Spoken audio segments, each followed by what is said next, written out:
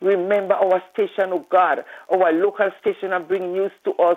My Lord, my God, protect it, oh God. Cover it with the blood of Jesus. Build a hedge around it so no one can destroy it, oh God. But only you, God, can look into it and you will protect it. As I begin, remember Mr. Pierre, CG, and all the others. Our Master, bless it, oh God, Father, cover it with the blood of Jesus. Protect it, oh God, my Lord, my God, my King. Father, this man, remember Sister Kenu, bless the daughter, lift her up in grace.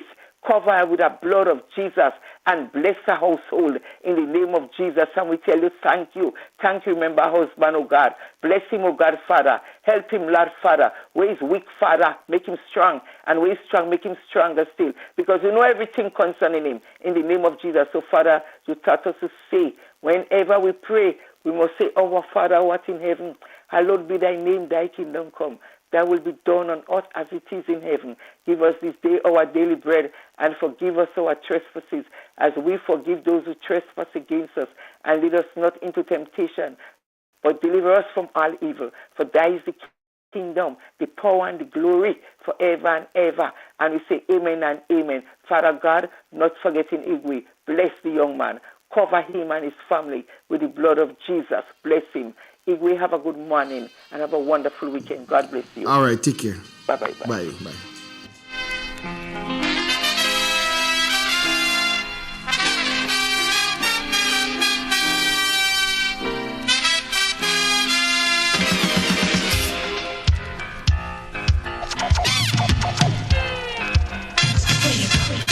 Where you walk, what you say, when you talk, where you go, where you walk, what you say, when you talk.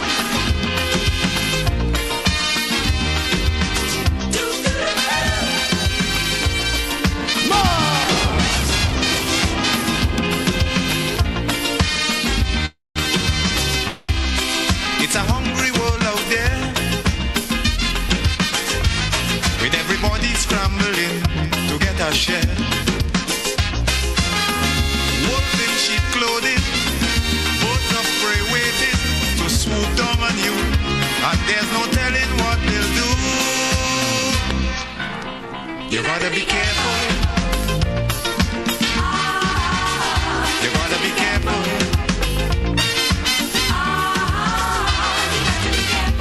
Where you go when you're walking, what you say when you're talking, you gotta be careful. You gotta be careful, careful.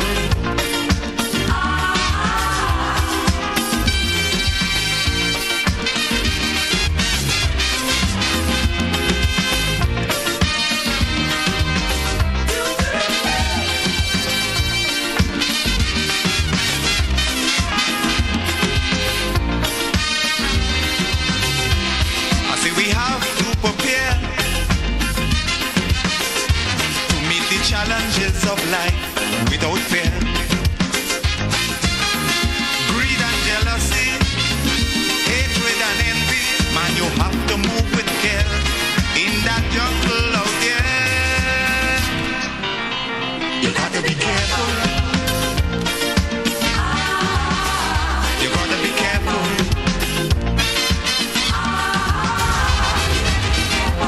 How you move when you're moving,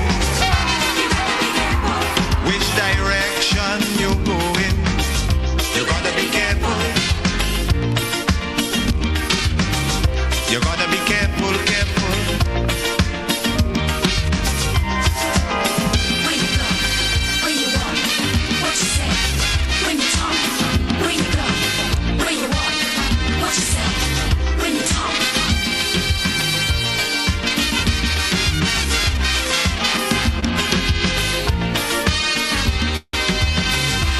In your search for happiness, you gotta leave a little room for loneliness. More things could happen all of a sudden before you realize it's only a disguise.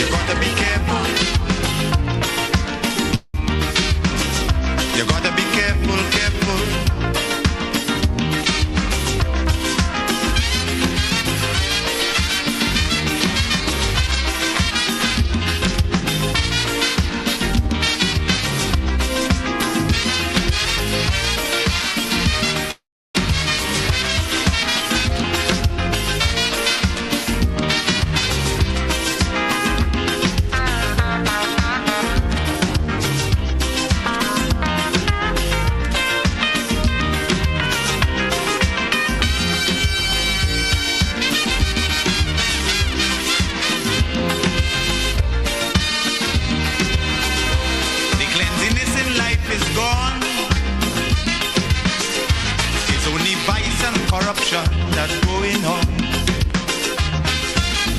Staying alive, trying to survive, that is how it is today. So as you go along your way, you got to be careful. You got to be careful.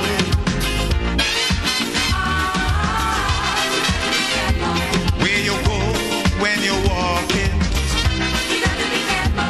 what you say when you're talking, you got to be careful. You got to be careful, careful.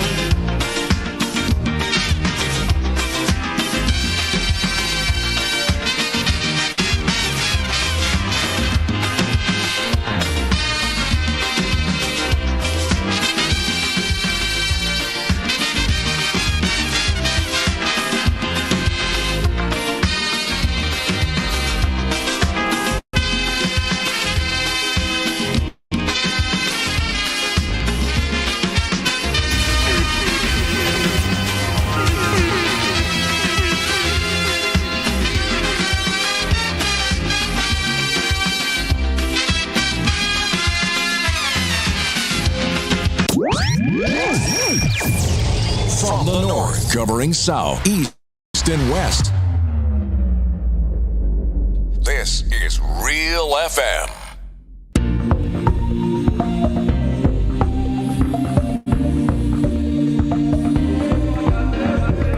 Save water. Save water. Save water. Save water. Save water. Save water. For me and you. Save water. For the future too. Save water. Every drop you can. Save water. For the Caribbean. Save water. Save water. How do we save water? Invest in making things better. Make things better. Make dams, reservoirs and pipelines stronger. New policies and plans to take action. Educate the entire nation. Water is a finite resource that needs urgent recourse. Save water. Save water. For me and you, Save water. for the future too. Save water. Every drop you can, Save water. for the Caribbean. Save water. Save water. Water. The whole Caribbean in the same climate. Same problems and same challenges. Together we'll find the solutions. Together we'll take action. Our water secure Caribbean. It's a crucial mission. We need some urgent action. Leaders of our nation. Save water. Save water. Save water. For me and you. Save water. For the future too. Save water. Every drop you can. Save water. For the Caribbean. Save water. Save water. Save water. Save. Don't let your water bill get too high. Save water. Save the water that falling from the sky. Save water. Full up your blueberries. Save water. Full up all your berries. Save water. Full up your blueberries. Save water. Full up all your berries. Save water. Broadcasting from the historical Parish Main Street, Certez, to your home, vehicle, and office. Today's hit music on Real FM.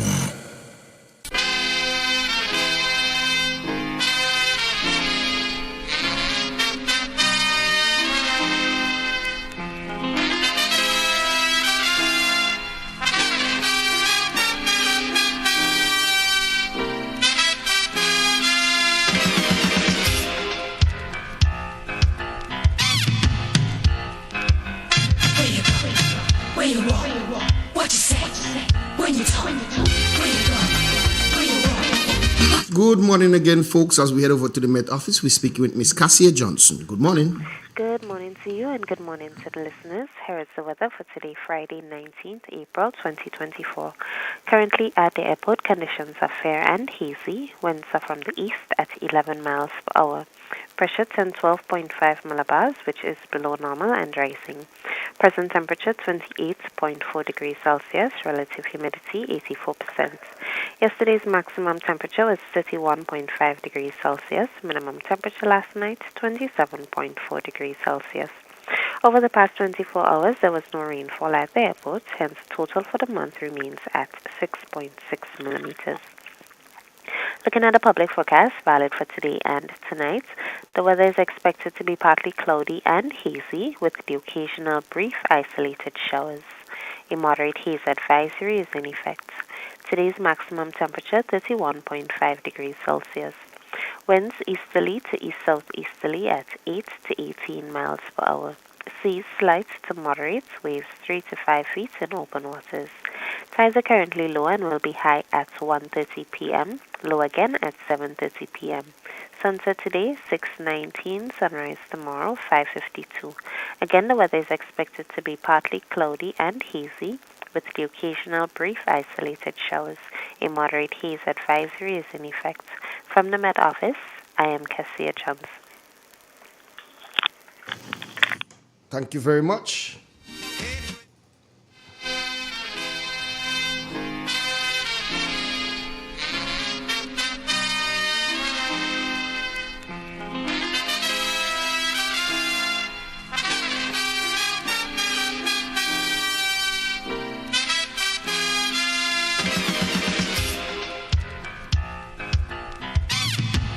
Good morning again, folks.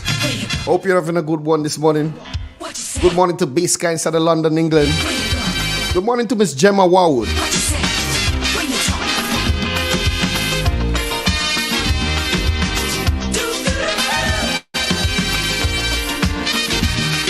Good morning to Miss Gemma Warwood again.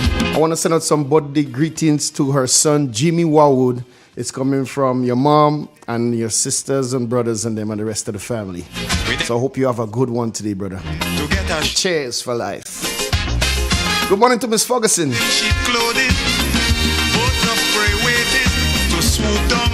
Good morning to Daisy. Good morning to V. 21 minutes past 7 o'clock as we move in the morning time.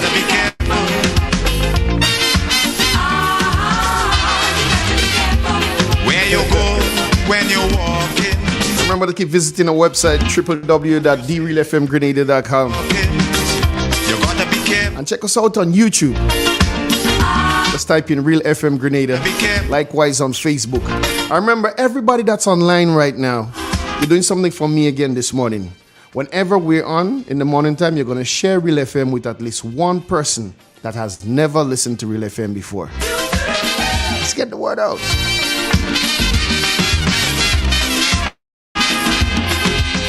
Press the like, baby daddy. Good morning to Claude Abraham, Errol Bonaparte, Kelvin Moses, Deborah Laborde. to meet the challenges of life without fear. Sunny Styles on Facebook. I know you missed us on the Facebook, eh? I got it working this morning. With care in that jungle out there. Good morning to Miss Ann. Remember, you're sharing the life with at least one person that has never listened to Real FM before. You gotta be careful. Kathleen Lilo. How you move when you're moving. Which direction you going. You gotta be careful. Antonito, share it up. Gotta be careful, careful. Boy, we got a show in stores for you this morning. Where you go, where you want, Niceness. what you say, when you talk, Good morning to all the taxi drivers, bus drivers locking it down. what you say. Folks inside of Hermitage, folks inside of Montreach, folks inside of Grand Dance Valley, folks inside of Vendome locking it down this morning. In your search for We're looking good. Betty James, good morning too. you gotta leave a little room. Loneliness. More things could happen. All Carol Belfont, good morning to you as well. realize. Folks inside of Toronto locking it down, my aunt and uncle and them. Adrian Watts, good morning, my brother. Shirley Skerritt, good morning. Listra Abraham, good morning. Desiree Joseph, good morning to you. With what you do and how you're doing it. John Mack. You gotta be careful. Good morning to the folks inside of St. Patrick's, locking it down via 91.9. You gotta be careful, careful. Love all you in the morning time, you see? It's Friday. Friday's my day. Who knows, knows. Who don't know, don't know.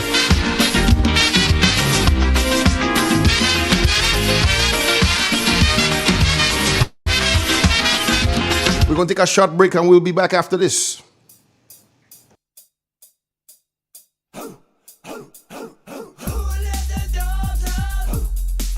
Are you feeling sluggish and can't climb that hill? Do you want to restore the energy you burned throughout the week? This and every Friday at the center on Main Street Cedar, St. Patrick's. It's Bulldog Friday, on sale for only $2.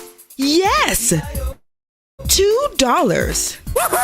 You can get your mojo back when you purchase a Bulldog energy drink. Can it get any better?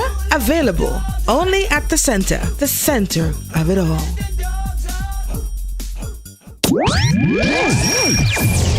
From the north, covering south, east, and west. This is Real FM. Good morning. Hello, good morning. Good morning. Good morning to you. You hear me? You could go ahead. Go ahead. It's not the best, but it's okay. Good morning to you. Good morning to the nation. I read from the word of God, Psalm 100. Make a joyful noise unto the Lord on the land. Serve the Lord with gladness. Come before his presence with singing. Know ye that the Lord, he is God. It is he that made us and not ourselves. We are the people and the sheep of his pasture. Enter into his gates with thanksgiving and into his courts with praise. Give thanks unto him and bless his name. For the Lord is good, his mercy is everlasting, and his truth endures to all generations. This is the end of the scripture reading. And you have a wonderful day and a lovely weekend. You too. Take care. Bye-bye. All right, bye, Drumsticks. In an industry where customers expect quality, M&N Hardware Limited is a leader in locally manufactured aluminum windows, doors, roofing, and guttering. Our manufacturing division is efficient, flexible, and will always go the extra mile to surpass customer expectations. If you need security, sash, casement, or projected windows, we're able to do it. Our security and heavy-duty doors are state-of-the-art and can be customized specifically for you. Using innovative coating technologies and protective film, our roofing and guttering is weather-resistant, providing outstanding color retention for many years. Available in 24 and 26 gauge and a variety of color options. We are the leading company, a family that is proving to customers they can have their dream products. M&N Hardware Limited. Foundation to roof, let's build together. 50 years as an independent nation. Now that's a reason to celebrate. Bank on a bright future with Quad Bank as we celebrate more than 50 years of partnership with Grenadians. Aspire, build, and advance with 100% financing to buy land, purchase or build your home, or make those much-needed home upgrades. No loan fees, no legal fees, low interest rates. And that's not all. 100% financing on brand new vehicles with 50% off loan fees. Celebrate you this year with special financing from Quad Bank. Apply today. Welcome home. Washing machines, yet suitable for your hand wash, soft on your hands. Ozone Disinfectant Cleaner. It's the most powerful disinfectant and cleaner with a long-lasting fresh scent. Tackles every job around the house or office. Ozone detergent powder and ultra-soft fabric softener. Gets your clothes clean with a natural freshness. Keeps your colors bright. Choose from the wonderful scents, soft flower, ocean breeze, and the new aloe vera. Keep your kitchen sparkling clean with the Ozone dishwashing liquid, Ozone sponges, and cleaning cloth. Ozone toilet bowl cleaner removes lime scale and kills germs while giving your toilet a refreshing scent. Ozone really gets it clean. Marketed and distributed by Calico, Frequente St. George's, and are available at shops and supermarkets nationwide. The Grenville Cooperative Credit Union, the credit union of Grenville, takes you where you want to be. Feel secure with the credit Union of Grenville, taking care of all your financial needs, including savings, loans, mortgages, and sound financial advice. Serving you with branches on Jubilee Street in Grenville, Lucas Street in St. George's, and new, spacious, convenient, and modern facilities on Seton Brown Street in Grenville and Grand Anse. Call us on 442-8602 or visit one of our offices. With Grenville Cooperative Credit Union, the Credit Union of Grenville, your financial security is guaranteed. Tourism is me, tourism is you, tourism is everybody, and tourism connects us all. Did you know that tourism generates revenue and foreign exchange earnings? Did you know it stimulates infrastructural development and facilitates cultural exchange among people? You must know tourism is linked to all industries, from agriculture to construction. So support the industry today and be welcoming to all our visitors. Tourism is my business, tourism is your business, tourism is our business. Listen one and all, tourism connects us all. A message from the Ministry of Tourism and the Grenada Tourism Authority.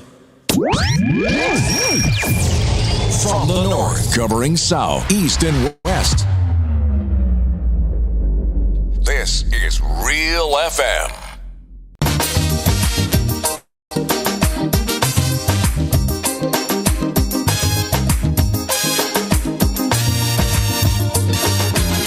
Tell me candid, they too wicked, far too crooked. That is the frequent comment I hear. Too one-sided, underhanded, can't be trusted.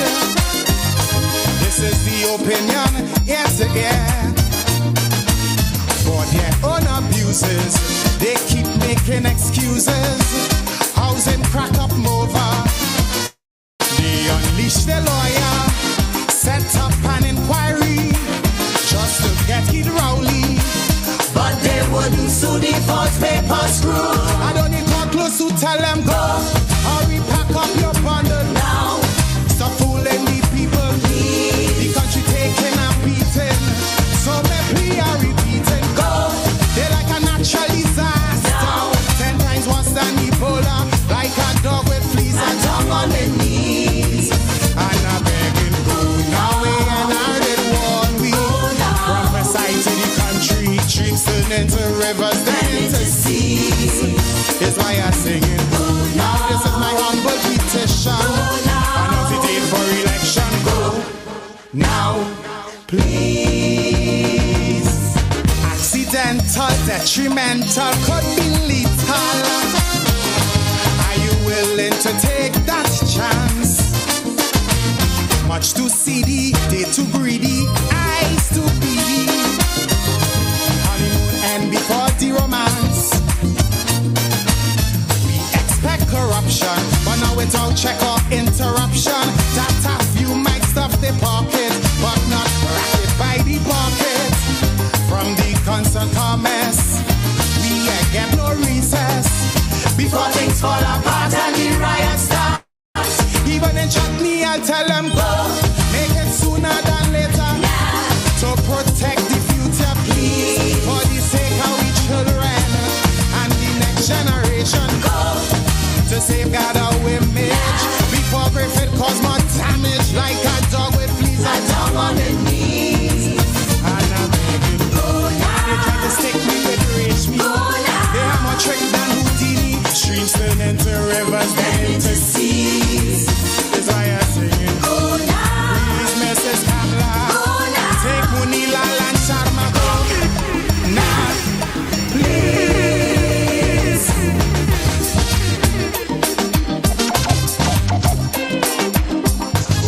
What are you doing?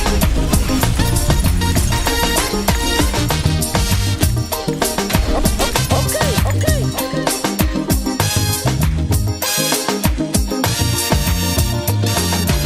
Them and them minions, total villains, raking millions. Their slogan, we shall rise, it was so true. Tell John Public not to panic while them man beside kick. Swimming in a pool of dollars so blue. Like meat-eating vulture, they neglect agriculture. Mega fans of phony, Mama Guy Caroni, Sweet Man Glenn and Sharma, came face to face with the karma. And it was awful, but through it to pull. Don't need a big mouth to tell them go. Watch her and see they just follow now. Before we regret tomorrow, please. You're setting a bad example. Family values they trample. Go. It's only vice they desire. Now. Before the 5 years expire, like a dog with fleas and down on their knees. And a bleeding gold. Now before we end in bankruptcy. Before they empty the treasury, streams turn into rivers, then into seas. Is why I'm bleeding gold.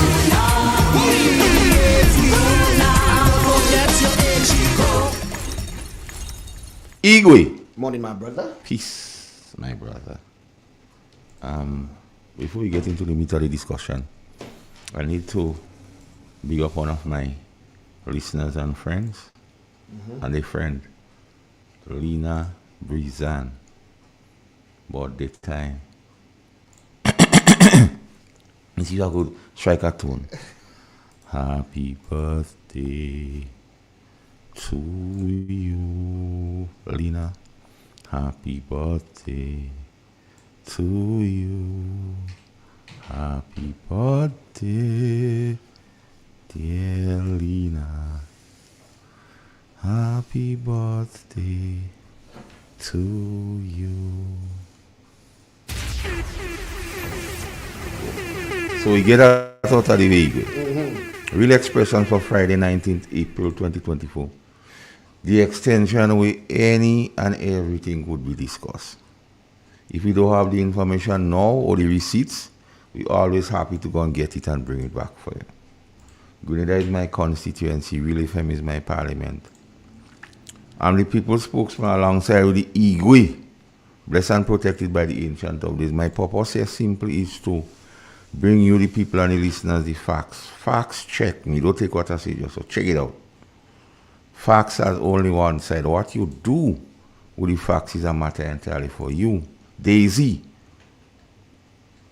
I'm here to advocate for the truth, justice, even when it don't affect me personally. Justice delayed is justice denied. And Harvey, I'm here to advocate for those who cannot do it for themselves, like the poor, the vulnerable, the indigent, and the short-ins. I'm here to comfort those who are hurting by the actions of this government by bringing them hope with facts and information. I'm on Real FM, Real Media, New Media. Where shame is absent, anything could happen. Like the government not giving hope to the youth. You have something there for me, Igwe? Government don't give you hope to the youth? Nah. Wonder why? That's right. Igwe. An NDC government will ensure that youth in agriculture and fisheries, youth in diplomacy and diplomatic affairs, youth in sport, medicine, and sport leadership, youth in every division of every area and sector of government will be visible at every level of our political structure. Play that again. Play that lie again. We have to call them out. An NDC government will ensure that youth in agriculture and fisheries, youth in diplomacy and diplomatic affairs, youth in sport, medicine, and sport leadership, youth in every division of every area and sector of government will be visible at every level of our political structure. 2 years on, Igwe. When we look at the police force, we see retirees. When we look at ambassadors, we see retired people 50 and 60 years. When we look at sport leadership, we ain't seeing no youth. When we look in agriculture, there is no youth. When we look in the CBI, there is no youth. When we look at GDB, there is no youth. When we look at gravel and concrete board, no youth. When we look at Lotto, no youth. No youth. When we look at the NTRC, no youth. Even on the marijuana committee, do I youth? So when Jonathan telling the young people of Grenada, youth in every sector,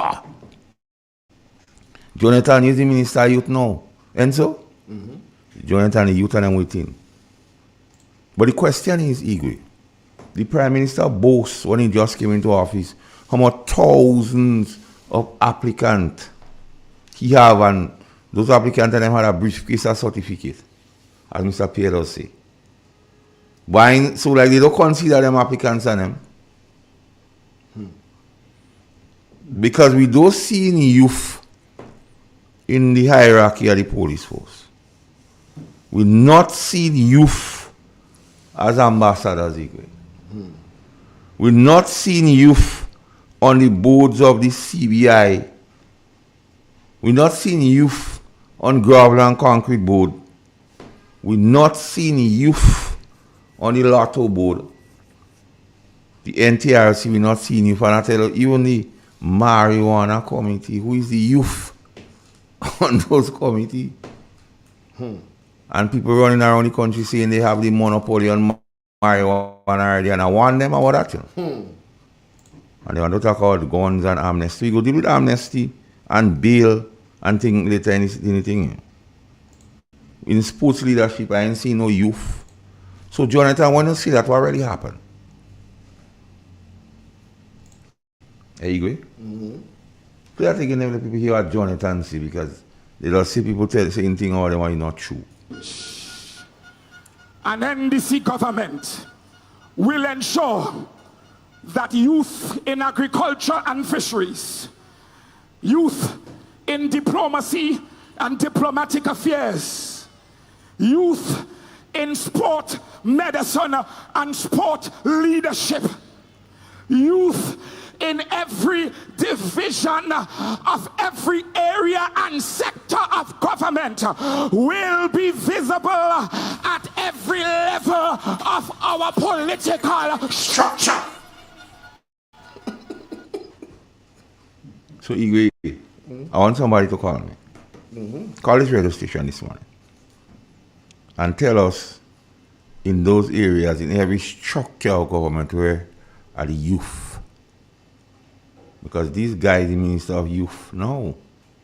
And he made those bold pronouncements, Igwe.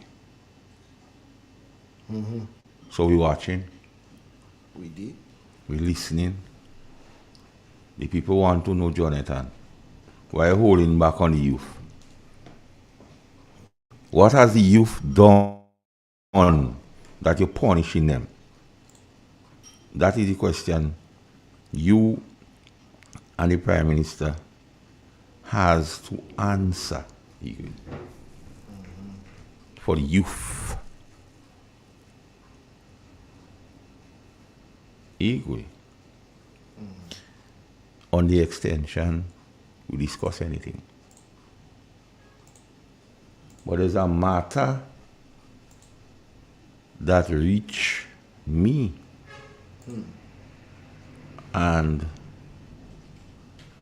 being a citizen of the state, and being one who comes here for the purpose to bring facts and bring information to people, and seeing that the RGPF is the premier law enforcement and security arm of the state of Grenada. Mm-hmm. Because, you see, whenever the Prime Minister and others, representative of government, goes about and just mouth open, words jump out, it does cause problem. And in that same argument around the time of the Samoa agreement, which they say they didn't sign and all sign and all kind of halabalo. And even when Joseph Andalot on a program, he nearly choked. We have to speak the things. So I'm going to read something and then I'm going to ask some questions. Mr. Commissioner, because I have a lot of questions for the Commissioner today. And I'll start with this one. Because the Prime Minister doesn't say morality is a private thing already. So I don't know how that one go deal with morality. Mr. Commissioner, there are reports that a police officer lodged a complaint that he was assaulted by a senior member of the RGPF. And that man went Gabardine, Sam Brown, khaki, of something that went sour. Mr. Commissioner, would you confirm or deny whether such a report was made to you? And if an investigation is ongoing or an investigation was held, because remember, you like to talk about investigation. You had 2 investigations in South St. George Police Station with the prisoners on them. When the first officer go and investigate you and he write your report, you tell him that you don't want that report. And you send a next one. So you will get a report what you like. So I want to know, Mr. Commissioner, if this one is within your pay grade and competence. And if you intend to investigate or you investigate already. And if any action was taken against the senior officer, the one in Gabardine, they want to know if he was transferred to another police precinct.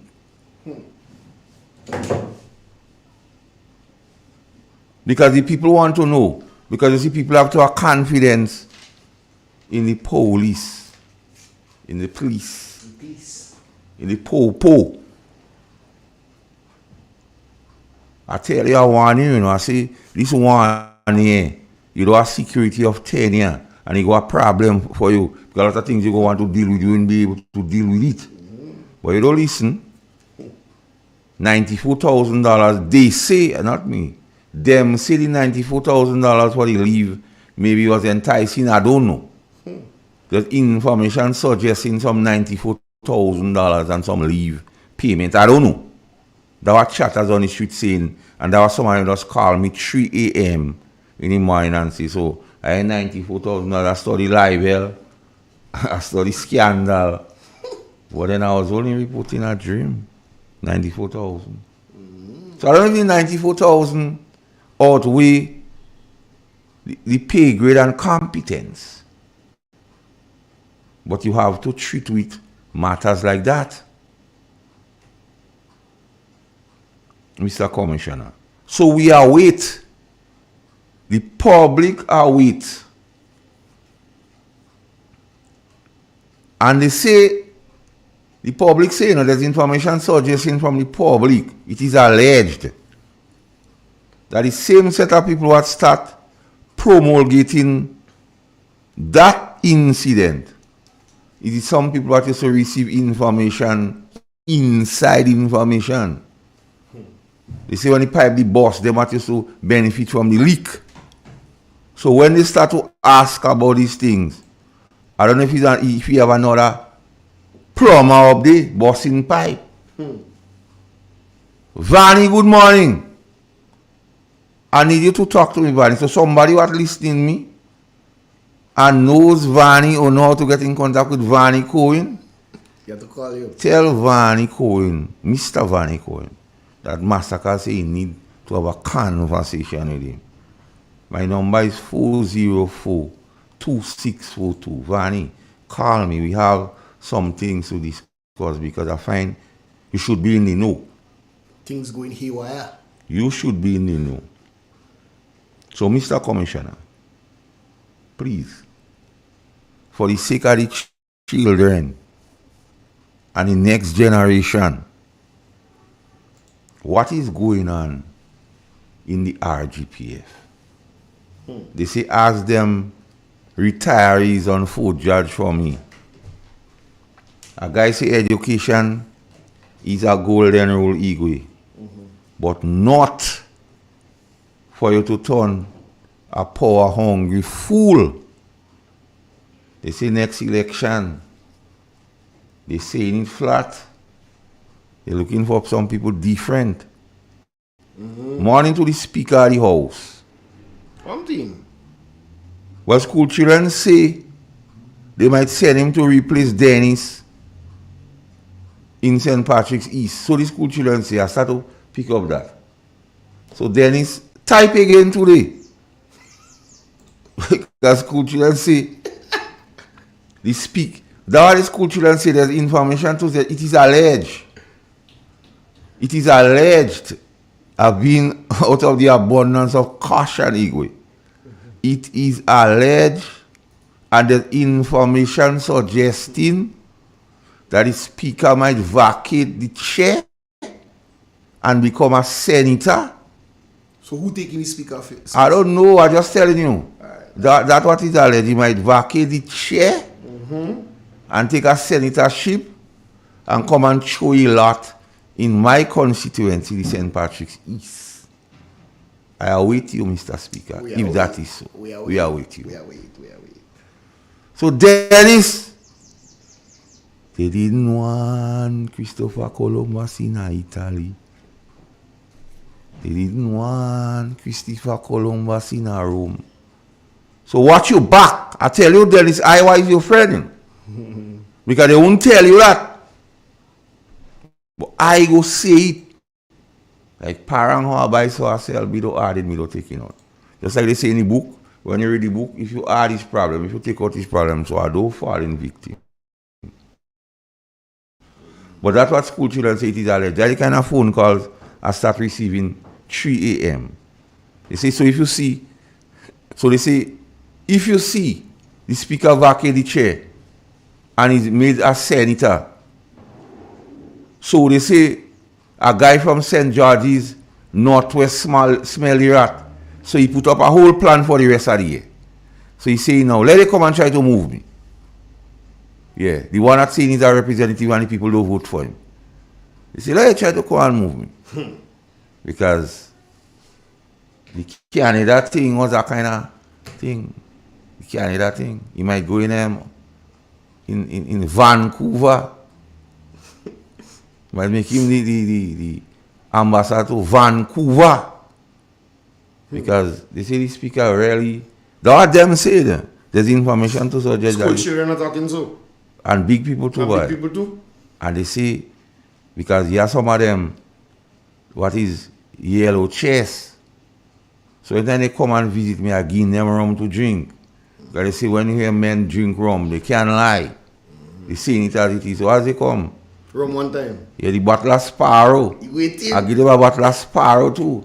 So when they drink the Sparrow, they start to, you say, oh, where you are from again? I say, Mount Chose, Pinesfield, River Sally, all about is me. He say, watch, look at what I hear in. The man could vacate the chair and turn a senator and come in St. Patrick's East. But I say, no, the Minister of Finance, they say, what Minister of Finance, what? See, Minister of Finance would be lucky if he get a mention in the next cycle. I say, what? I say, like a friend of mine, morning Matthew Peters. I say, Matthew. They say the man coming back up there on the farm, tell him to fix the road. They say, he have money. Tell him to fix the road, Matthew. They say he coming back up there. So we just glass into, because this man is a man who could talk out anything. So anything goes, my friend. So let me not get distracted. So, Mr. Commissioner, is there any truth to one senior police officer assaulting another member of the force, and the member of the force had to spend some time in hospital? The people want to know. The people want to know what was the nature or why the senior officer had to friendly persuade a junior officer. You want to say that? You had to persuade him in a friendly way, friendly persuasion, and he get out of hand. But you have something they call level of force, and if excessive force is used, the thing wrong. Why? An assault on one police officer on another police officer is an offense. So somebody could get you. So ask him now, seeing that he wanted so much investigation in South St. George with the prisoners. And I hope I'll give Walter Lewis medal for going and work in St. Lucia. I hope I'll punish him and take the medal from him because I'll try and kind of stupidness with him. So we want to know, Mr. Commissioner, because people want to have confidence in the police force.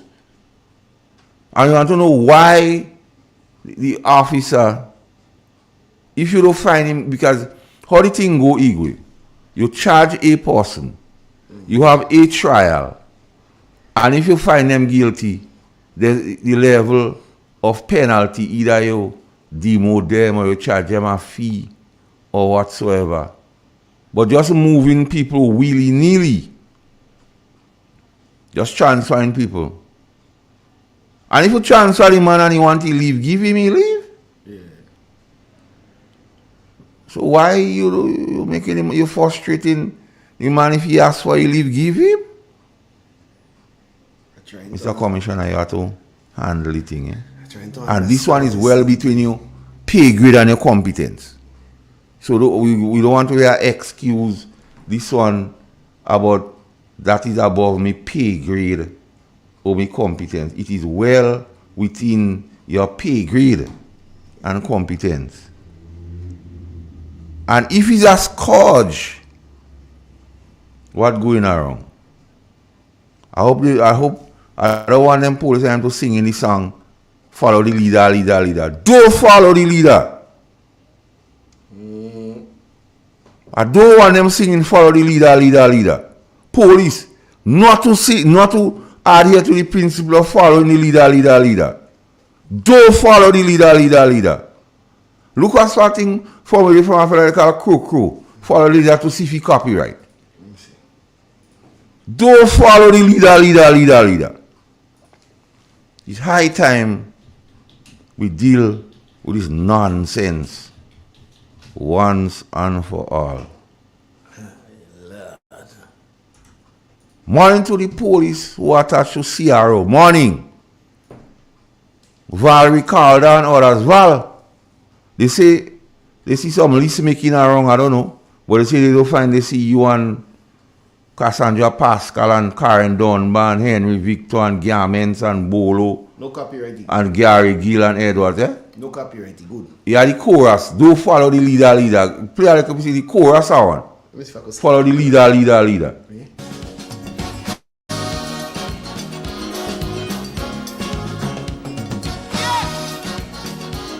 Don't follow the leader. The buyer set a brand new Cherokee Jeep. I'm ashamed to tell the nation how crime lead. The manifesto say crime they're going to fight. As you turn around, so crime happening day and night. But the part of crime that's really bothering me is the up-soldiers, so much are raping in the country. The Minister of National Security, please come and check Coco for heaven's sake. But I know the reason why this country has so much are raping. What are you doing? Yeah, don't follow the leader. You want to know where I get on? I'm trying to read you this morning what you say. Don't follow the leader. I'm trying to read you. So, Mr. Commissioner, answer this question. I don't like what I'm reading. Answer this question for the people, please. Mr. Commissioner. Well, a chatter on the street informed me that Walter Lewis was awarded with 2 medals and a certificate for outstanding performances in fighting gang violence in St. Lucia in the year 2023 with the Special Services Unit and the RSS. So if a man getting medal for that, you find that a man will go look to pour me the escape of prisoners gates. A man was given medal for his exemplary, according to find my friend Kennedy Boodle, for performing with distinction when St. Lucia had the problem. You find that man what have the characteristics to pour me the escape of a prisoner. Think about it. I mean, common sense make before book and you don't have to go in Harvard or UE or UTT and them thing and them to think. So keep your head above the water, Walter. School children doesn't pelt on empty mango tree, remember that. And Walter, tell people what you're walking with. Don't follow the leader in stupidness.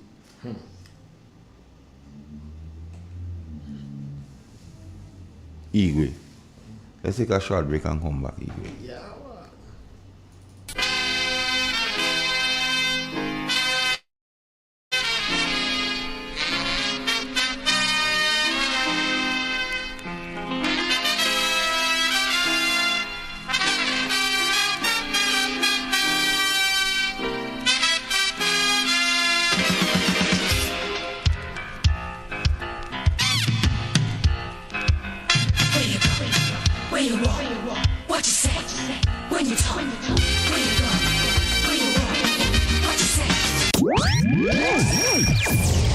From the north, covering south, east, and west.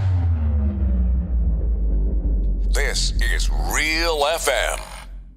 2024, Idol City Sports presents the 4th annual Football Under the Lights at Roselle Plainfield in St. Patrick. $20,000 up for grabs in cash and prizes. First place winner in the senior will receive $4,000 and under 17, $1,500. Second place, $3,000 and under 17, $1,000. The dream team all the way from St. David's is ready to defend. Come witness one game nightly on weekdays and 2 games on weekends. It's 2 competitions, one for the seniors and the other for under 17. Registration fee $400 for seniors and under 17 is free. All teams will be able to register at least 20 players. All players must have their uniform and must be numbered. Contact 538-7509 or 406-9580. Football under the lights.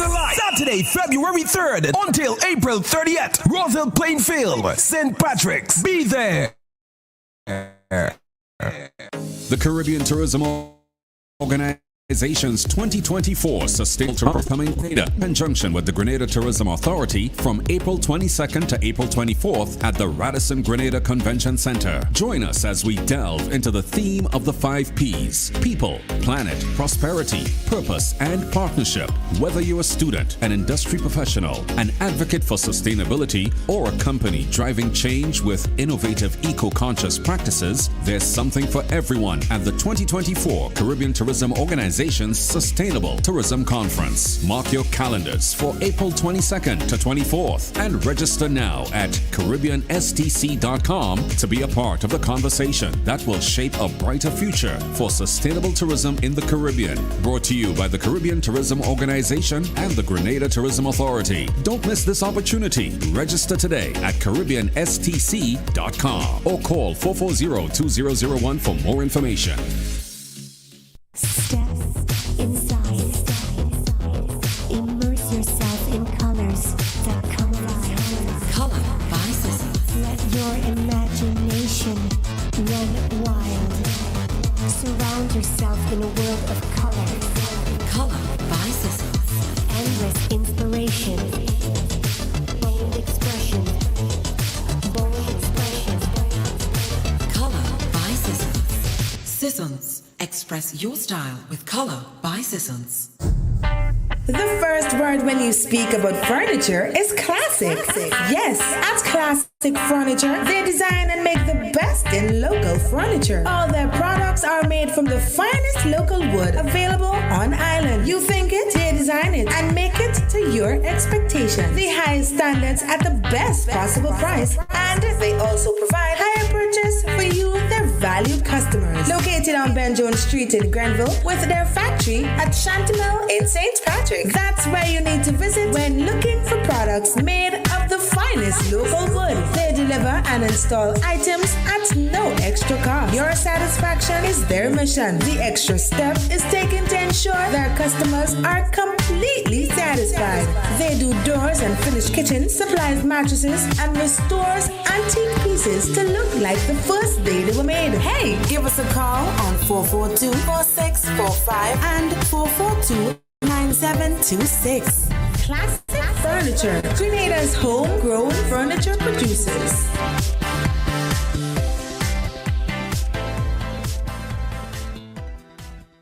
It is said, the proof of the pudding is in the eating.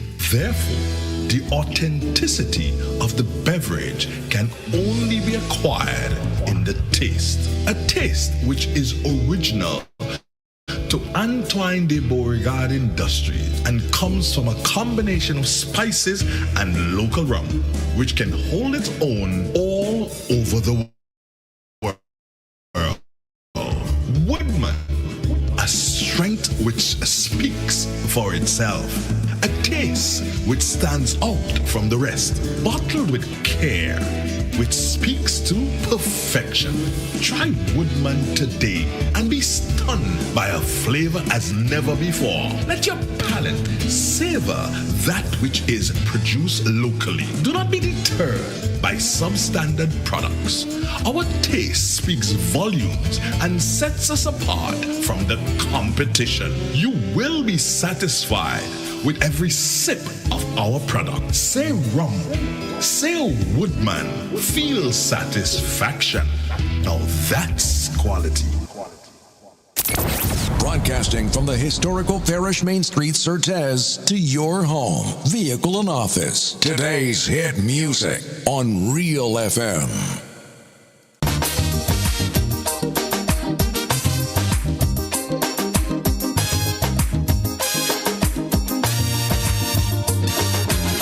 Tell me candid, too wicked, far too crooked.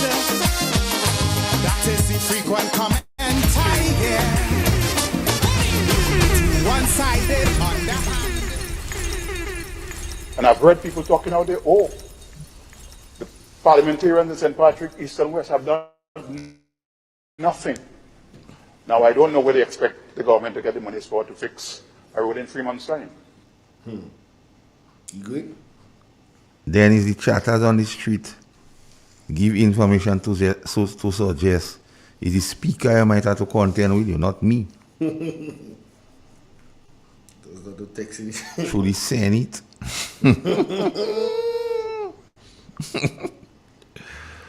Igwe, when I finished the program last Wednesday, and persons could call in, when I finished the program last Wednesday, I received a telephone call from a number I did not know. Unknown number? It didn't mark unknown, it's just a number I don't know. So I said to the person, well, where you get my number? And I say, so why I can't see what I say on the phone, but I say, oh, I want you calling me for. They say, no, Master Carl, calm down. They say, calm down. So don't put yourself in no lockdown, calm down. So I say, okay. They say, I'm a police officer who wants some advice as relates to welfare. Because they say, some police tell them Master Carl might know a thing or two about police welfare. Well, I say, yeah, I may know a thing or two on what you want to know.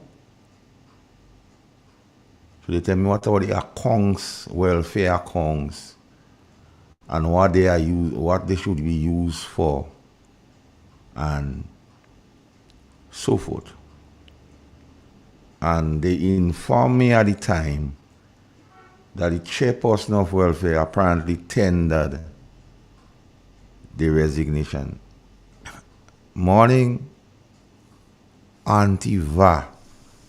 They say so they referring to you as Auntie, so I don't know where you got Auntie. Well, good morning, Auntie Va. So I say, well, I don't know the internal wranglings of the police force presently until I just hear what everybody here now. But I said to the person, the welfare is a body corporate. So I say, well, what going on, Igwe? How can I feedback again? Wait, no feedback out of head. Huh? No feedback. I hear something, man, I don't know. So I say, well, the welfare is a body corporate. So that means he could act on the behalf and for welfare. And I know that because myself, Randy Dick, Linford Cummins, Vanny Cohen, Simon Douglas, we recognized that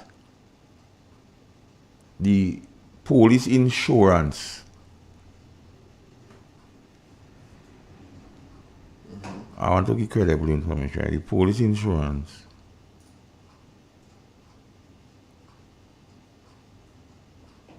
for vehicles and so on used to use Mr. Duncan from Julian's to do the brokerage, but that company no longer exists. And he recognized that fellas like Harper and Parrott and them used to do all the brokerage. And he's supposed to have a brokerage fee of $50,000 a year. So we approach the insurance for that brokerage fee. And they say, well, you can, let me take the call. Good morning. Now it's radio. Good morning. Yes, sir. Mm-hmm. When you say it loud, you gotta say it loud and proud. Much time this morning, but I need to hear from the voice of one. Now you go hear him in a while. Huh? He'll come on a while. The one crying in the wilderness will come on in a while. He has something so sort of. But he'll be here. Yeah. Okay. Bye. Bye. All right. So yeah, Igwe. So they say, well, all you do authorized to get that thing. So we seek advice from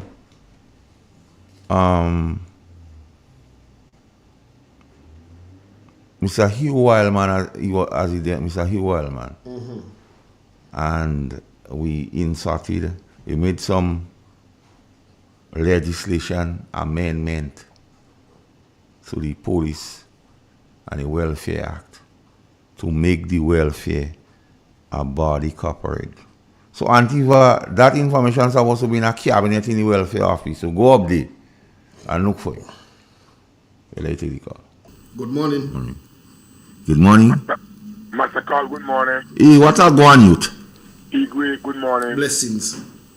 Watch, let me tell you something. My real name is Under the Nutmeg Tree, right? Under the Nutmeg Tree. I don't listen to you on, I don't subscribe, so I listen to you on YouTube. Right. Well, I'm not internet savvy. I ain't no good, but you don't teach me. I don't know if you don't see me. But I want to ask a question this morning. Right. This name Cornwall ring a bell. Is it a family of the 19th? Eh? Is it a family of the 19th? The 19th. I don't know. When I say the 19th, you remember after when they killed Bishop? Ain't the other Cornwall there? Yeah, I don't know. I can't see. But the carnival ring a bell because... What are the receipts that doesn't think? No, Master Carl, I'm putting you in Cowbelly. I just want to... because I was a PRA and I know... I want to believe you had a carnival, a big boy in the army, a carnival. But sometimes I don't listen and I say, watch out, Lord have mercy. The poor people terrorist group in Grenada. Watch, terrorists getting killed all over the world now. Yeah, terrorists getting killed all over the world. So Master Khan, you're a man. You're my teacher. You're my political teacher. Watch. Them boys get in trouble. They get in some trouble. You then have to make sure that the ballot, go and see to see your name there. Because after next year, anything could happen, eh? Yeah. Everybody, go and see for your name there and get ready. They go right out this year, but after next year, anything could happen. Master Carl. Yeah. Well, I won't call, I'll change your name to Master. To call you, Now you're a simple squaddy, man. Yeah, I'll call you the KGB. KGB. Yeah. Now he's more like the Mossad. Larry me. Or Shimbet. Go on, Master. Alright. I'm listening in the mountain. Yes, I just giving them a little counseling on the RGPF on the welfare team because what them ask? Watch. You might tell you they come in the mountain and the woman wearing sneakers. Yeah. I could have said some booby chop and lele for a long minute. But anyway. No, don't do that. No, don't do that. It's young people already. So. Yeah, but again, really and truly, the RGPF give us a good thing, eh? But just the leadership that are messing Yeah. Yes. All right, brother. Alright. So. And that did not make true. So, Igwe. So, we approach the insurance and they say, I look at act on things. So we went, and my good friend just remind me, we got a corporate seal. Corporate seal? Yeah. So the Welfare Association became a body corporate, so they could do business for and on behalf. So in recognition of the power of the seal, the insurance decided to go in the back door and offer Mr. Fitzroy Bido, commissioner as he then was, may his soul rest in peace, $25,000 for police week. And the rest was history. So I say that to bring the thing to fore. That piece of information is not idle information, Antiva.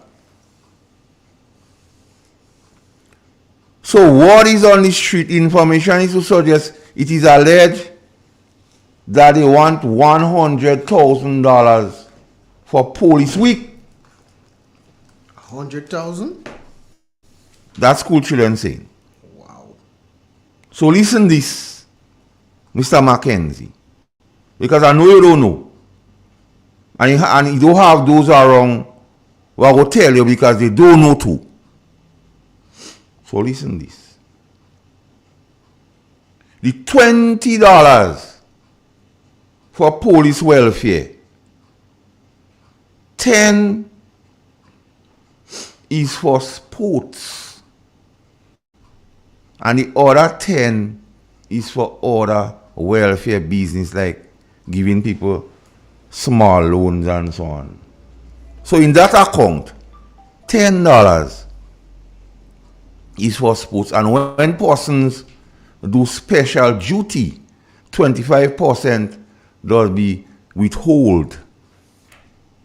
In special cases, some stations might write to the thing and say, well, based on what we have in, we request that you give us the 25% and you don't keep it. And certain things will be behind. But the 25% and the $10 for out of the 20 is for sports. Now I tell you all that because I don't want you to continue to make that mistake I'll make it. Because this thing will end up thing. So If you want $100,000 for Police Week, well, I take the call. Good morning. Hey, good morning, Igwe. Mr. Carl, good morning. Mr. Carl, from time the government come into this NDC government party win election, and it came in. If we check the biggest culprit, and the one that's piling the children is the head of the cabinet. Is the head of the cabinet, because when you let's go into the Grenada Development Bank, we know, and the law that the Grenada Development Bank, that no ministers is allowed to get any loan from the Grenada Development Bank, even the spouse and the children. Not no minister, no representative in the house. Mm-hmm. So it's not only ministers. Yeah, and understand, I know that, right? Okay, but then let's say like you had children and Asakal, and you are the father of your home, and the children want something I know is illegal. What you as a good father will tell the children? Yes, boy, what giving the money is not right, is illegal. So if you want to give them some money and you have it, give them for yourself. But when you have the father, the head of the cabinet, allowing them to have, is he was spelling the children, right? Okay, he tells them, no, if we give two, and the rest see that they get, you know what happens? The others go 1, 2. So he just continue to give.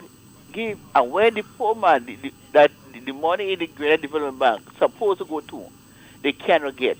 So what they did, they put the people in position so that to knowing that whenever any other man come to get a loan, to buy a boat, to buy something, or invest in some other thing that we could employ other people, they will not get it. Right? They will not get it. So you come to the Grenada Development Bank, come like the government, the minister's bank. So he is the one that is the biggest one who corrupting the most. He's corrupting the most. Because you know what the laws, you know that they should not get. You allow them to get it. So you're spoiling the children, right? And more people go come in. So here what they want to do. They want to commercial it, like put it open up. So when more of the friends could get. Master Carl, I want to say the biggest and the most obstacle in that government is the Prime Minister. Is the Prime Minister. Wherever every ministry you put him is a problem. Look at what goes in Ministry of Finance, a failure. In the security of our nation, a failure. His Minister of Works, again, a failure. Look at what happened. Everywhere we have a poor man trying to make a living to get money to maintain the family, he getting rid of them. Look at what I was in town. The vendors on the sidewalk, police moving them aside or putting a young lady good inside a van. So yes, you want them there, but before you remove them, find somewhere to put them. And that's what that government, they're going backward. I know they had a slogan forward, but up now we wait to see the forward. I know if backward means forward, and forward means backward. This government making no progress. And we're calling the people going to carry matter. You see what is going on. All right, caller. So you know what to do. All right, caller. Okay. We'll take a break and come back again.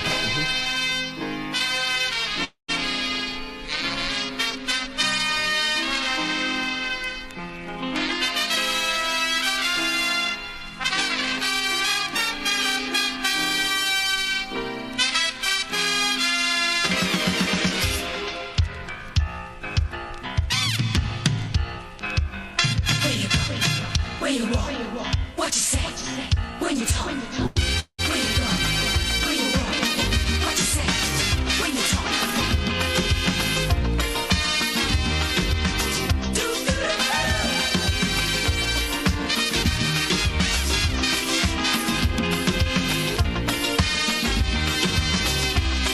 It's a hungry world out there, with everybody scrambling to get a share. Wolves in sheep clothing, boats of prey waiting to swoop down on you, and there's no telling what they'll do. You gotta be careful.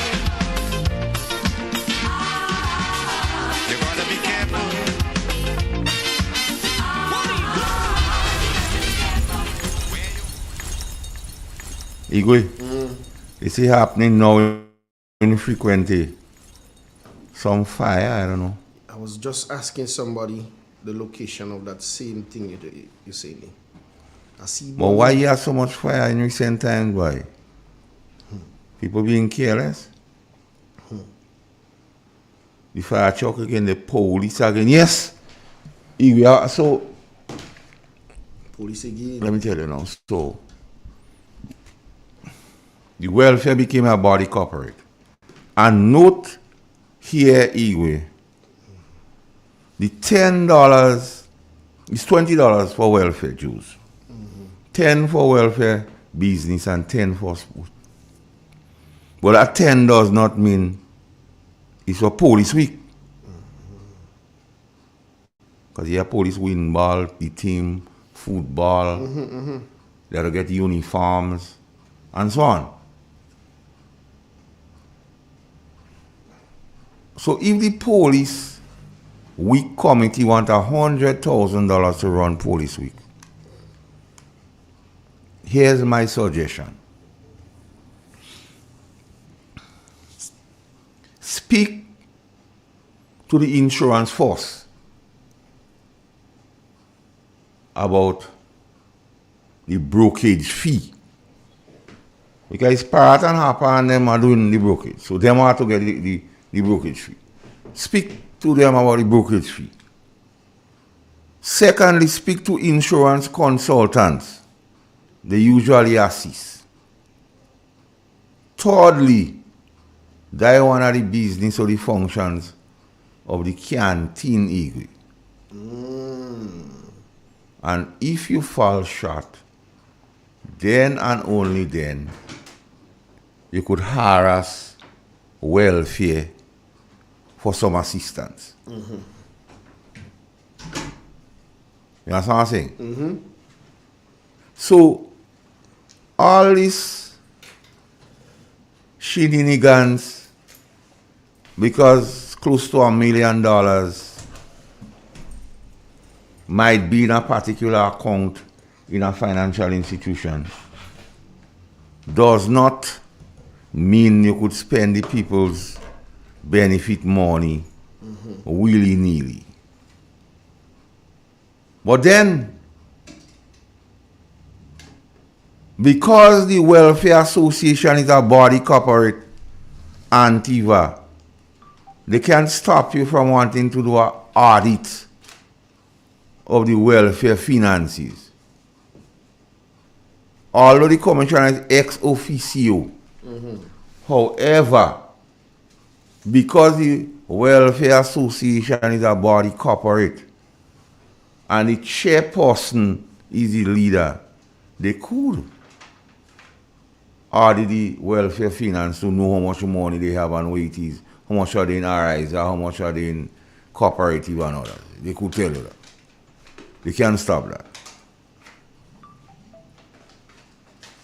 But chatters on the street also saying something, but it's not me.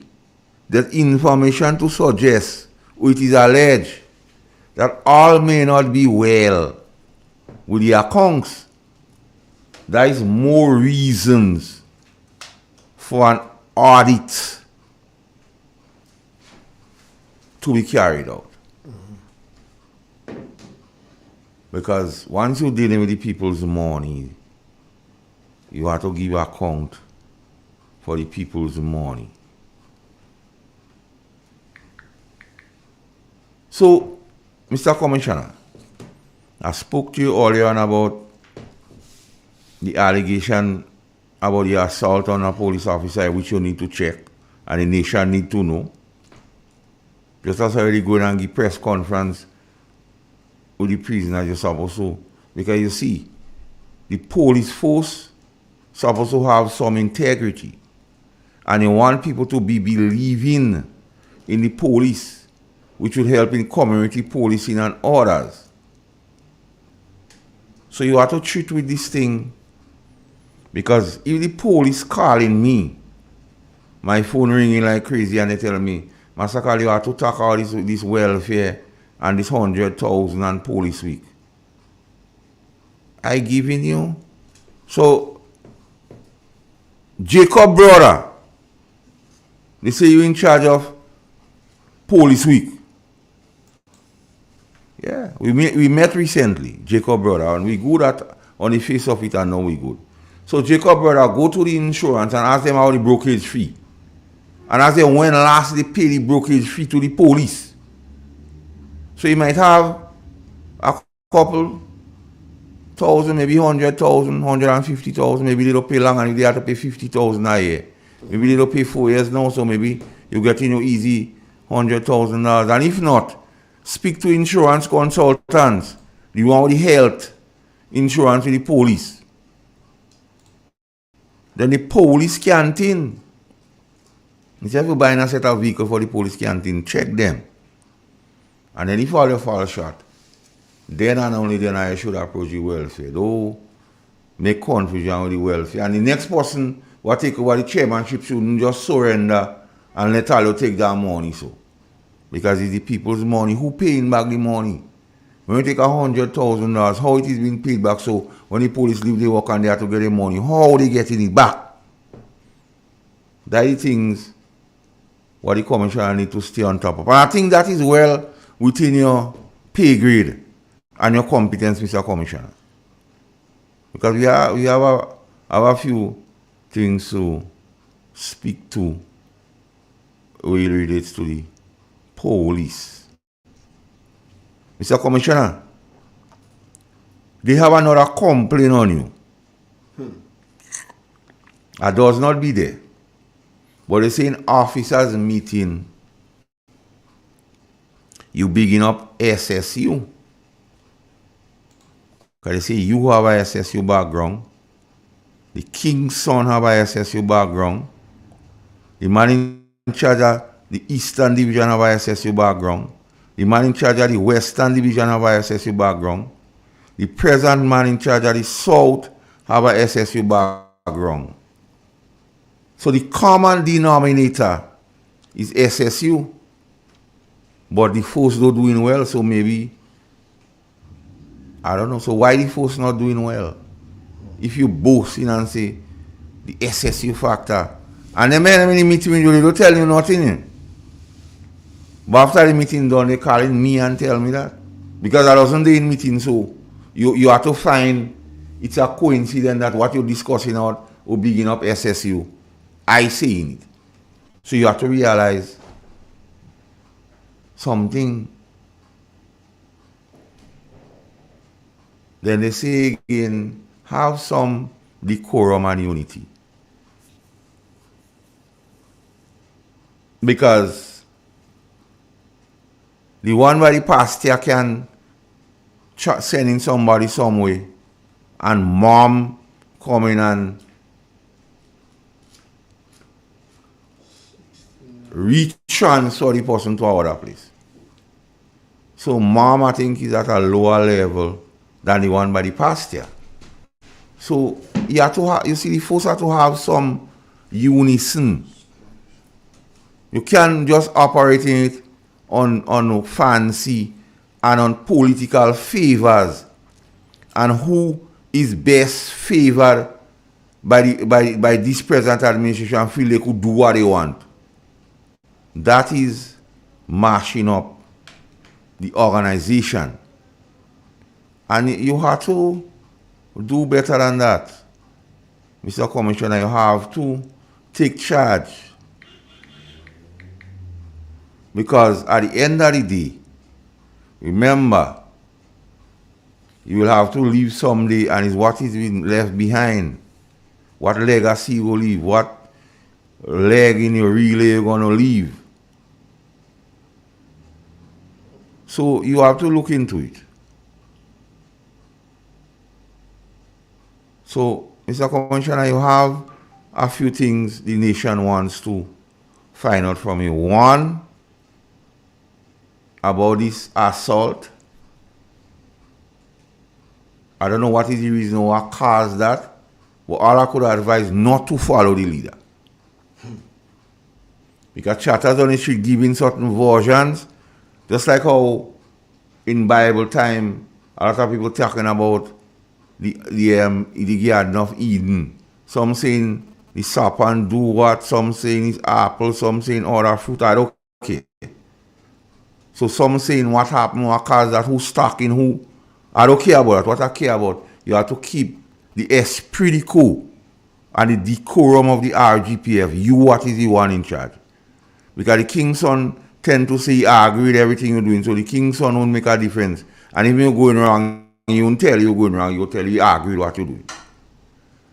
The second one, Mr. Commissioner, you can want to beat confusion with welfare. Because you is only ex officio, but you're not a member of welfare, you're not paying welfare dues. So you can really, and welfare is independent of you, always ex officio for certain things. And you may make rules from time to time. The commissioner may make rules from time to time to govern the force, but he never say the commissioner may make rules from time to time to govern welfare. And just as welfare not supposed to speak on promotion and transfer, but if you have a good rapport with them, all you could speak out of it. I remember in my time with Winston, James and Fitzroy Bido, we had that kind of rapport where if something happened and people feel aggrieved of promotion or transfer, I could have go to them and say, man, look at somebody come to me and think, and they might say, well, blah, blah, blah, and say, okay. So create that kind of rapport with welfare and they will get more out of the police. Instead of you trying to strong arm, as they say, as information suggests, to strong arm the police. Stop it. Not to follow the leader. Because the leader give them money, give them $2,000, he give them $5,000, he give them $10,000 for constituency allowance, and all kind of stupidness happening, and they can't say nothing. Because they're hungry and they beggy, so you refer to them. So they could get by. No be squee. Yeah, man, you can't follow the leader. And Mr. Commissioner, there's something I would speak on again. And I'm calling on the National Security Advisor. The last time you meet a friend of mine, Kennedy Budlal, you tell Kennedy, you report to me, you report on me to Kennedy, and Kennedy speak to me. So here's what National Security Advisor, I know who you are.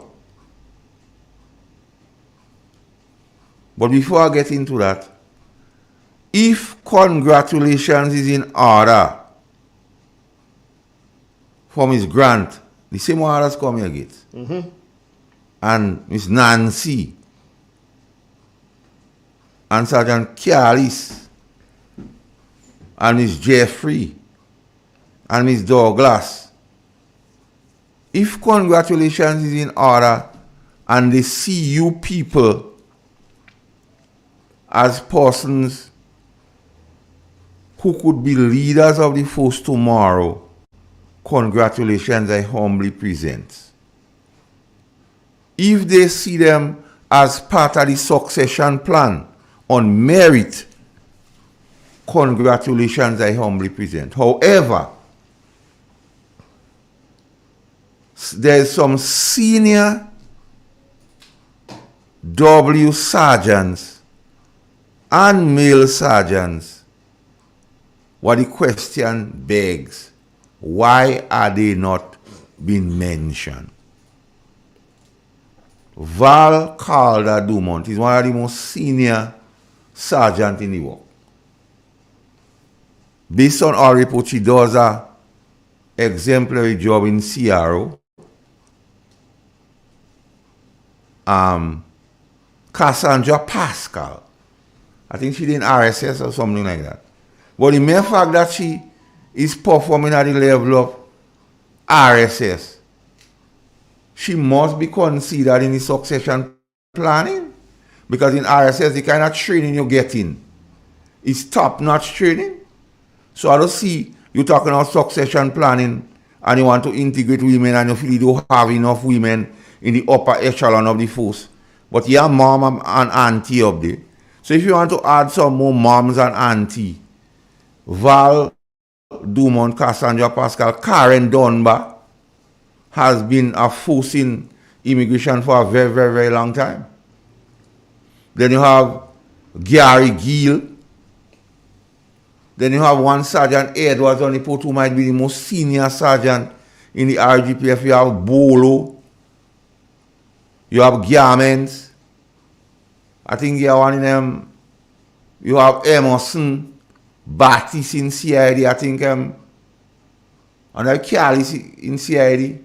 Carlo, you have all these people on them. Mm-hmm. So why, if you're talking about succession planning, and if the king's son telling people in the next 2 years, close to 25 persons would have to leave the organization based on age for retirement, and you're thinking of succession planning, would you continue to bring back retirees on contract or single out persons whom chatters on the street say because of the close friendship to certain persons in the upper echelon, the name is being mentioned, and you leave in all the rest? Why? So that is why I'm calling on the National Security Advisor. Why the National Security Advisor? He was a commissioner of police. And despite chatters on the street saying that they're saying, I don't know, there's information to suggest it is alleged that the commissioner saying your position as National Security Advisor is not gazetted. However, the minister, who is the Minister of National Security, the minister may put things in place for national security, because one of the foremost responsibility of the Prime Minister and Minister of National Security is to provide a secure and safe environment for the citizens. And if putting a National Security Advisor is part of that plan, although it is not constitutional, but it is not illegal. So, Mr. Commissioner, if that's the merit you're using to say, you know, speaking to them and so on, it's very, very, very, very, very sad. And as such, Minister of National Security and the advisor to Minister, because the Minister of National Security is the one that spoke about succession planning. You see how important these things are, Emma? Mm-hmm. He spoke about succession planning when they had the press briefing.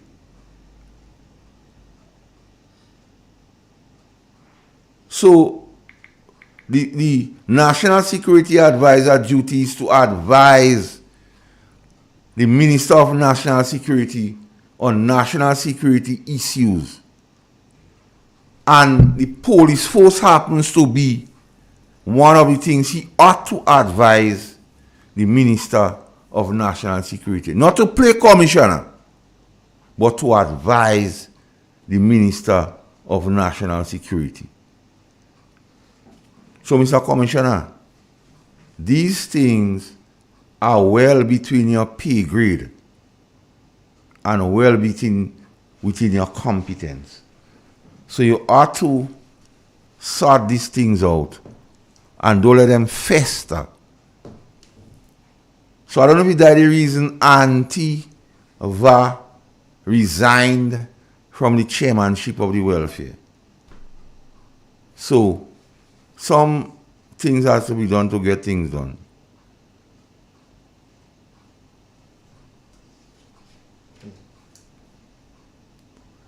So the chief of police, just as you're saying, it is not constitutional. The Constitution never talk about Commissioner of Police. It talk about the Chief of Police.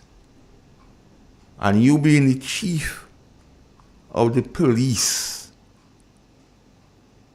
Mr. Mackenzie, you have to show leadership. But then again, your hands tied because you don't have the security of tenure. Contract which the Prime Minister deemed illegal. He put you through it. So he give you like, so you're talking about unconstitutional. You are in an illegal post based on what the Prime Minister saying. Because you see all contracts are illegal. And you happen to be on contract. You are the king's son and the one by the pasture. So if you're going on what the Prime Minister say in the election campaign, are they holding illegal portfolios? So I don't know how you people go address this situation. So I took my time this morning, Mr. Commissioner. Because I know they go tell you what I say and I expect you to hear. But with what I say, I hope you understand. So the $100,000, check the insurance and ask them how the brokerage fee. Ask them when last they paid the brokerage fee. Because you know your men, part and them are doing the brokerage. So ask them how much money you have for the brokerage fee.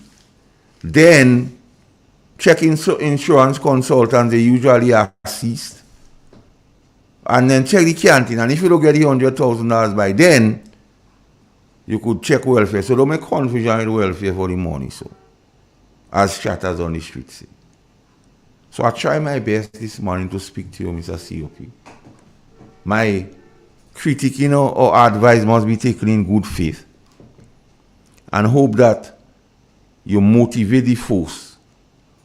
And lastly, this promotion, because your name calling in the promotion too. Your name calling. And I say, no, it is unfair to the commissioner. They say, no, anything. So I say, I'll say it on here because the police, and even when I was coming here this morning, Mr. Commissioner, Chief of Police, my phone ringing from police officer, I say, make sure you talk about the promotion. So like I say, the person names who I mentioned, congratulations to them if they become part of the succession planning. However, if you say 25 persons might go in the next 2 years, then I think Senior Sergeant Valerie Dumont and Cassandra Pascal and Donba, Henry Victor, Garments, the Noel guy, Bolo, Gary Gill, Edwards, and them must be looked into. You can just lead them so. So, welfare cannot speak to you about promotion. But I could speak to you about it on the radio. There's no sanction for me speaking to that on the radio. Igwe, so I just felt I had to speak that. Morning, Mr. P. How you doing? Yes, good morning and good evening. It's always good to join you all this. Yeah. Were you following the program? Yeah, I've been following you while on the road. Yes, so I'll just go a little recap. Now, the present Minister of Youth, in his pronouncement during the campaign, he made a bold pronouncement about youth. Give me that clip again, please.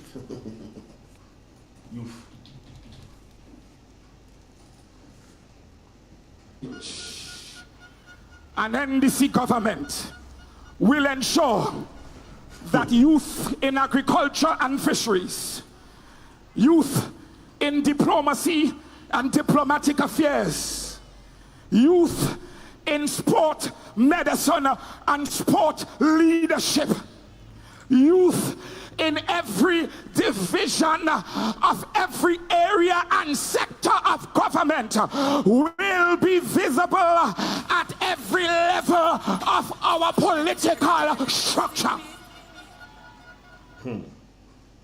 So, on hearing the utterances of this thing, Mr. Penn, recent times, I've checked up in the upper echelon of the police force, we ain't seen no youth. the ambassador, even the last one, your good friend Sylvester Qualis, we ain't seen you because he and people like Black Wizard and them that I don't find that youth. On the CBI board, when I go to the board of directors, I ain't seen youth.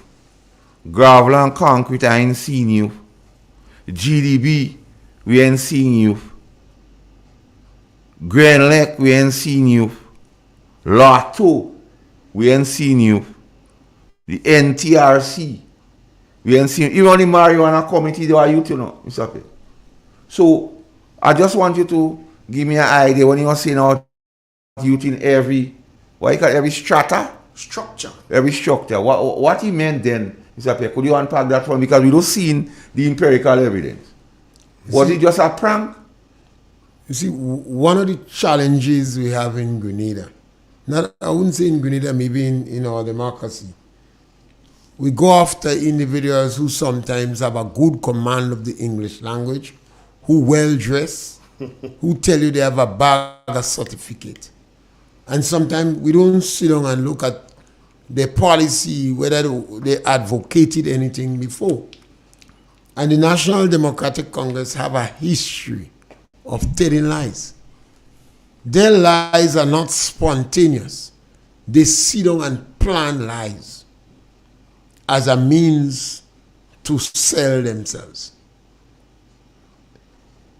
Almost all political groups in Grenada, in the history of Grenada, have been well endowed with youth. Eric Gary came in politics about 26. Kit Mitchell came in politics about 24. Bishop died younger than Deacon's age. Winston White was given Minister of Youth and Sport, and one was the youngest minister. They had 3 women. Yes, Scholar, welcome.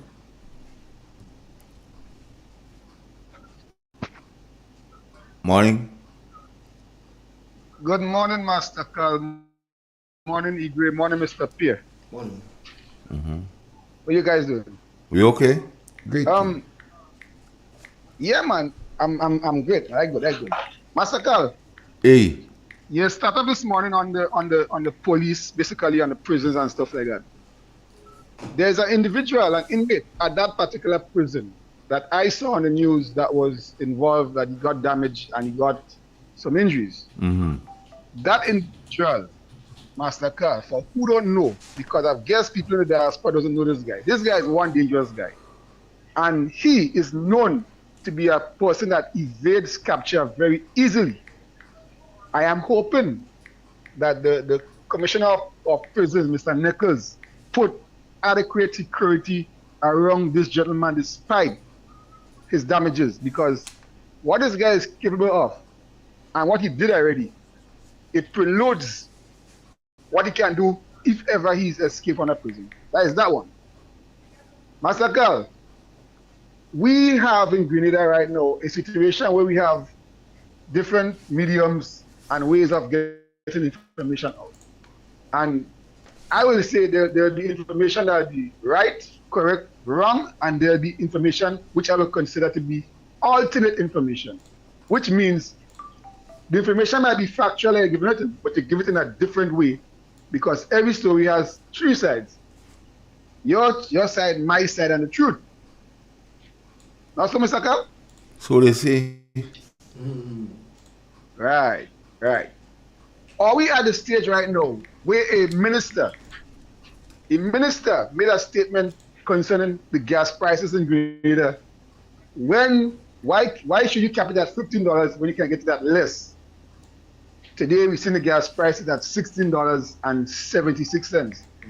Prior to the elections of 2022, all man, Jack Barrel, everybody, Keith Mitchell, gas price going up, Keith Mitchell, gas price going up, NMP, gas price going up. All of a sudden now, they now realize it's not Deacon Mitchell and making gas price go up. They now realize it's not NDC and making gas price go up. It's the world prices. The level of two-faced hypocrisy is what will be the demise of this NDC. There is a simple way of saying this thing.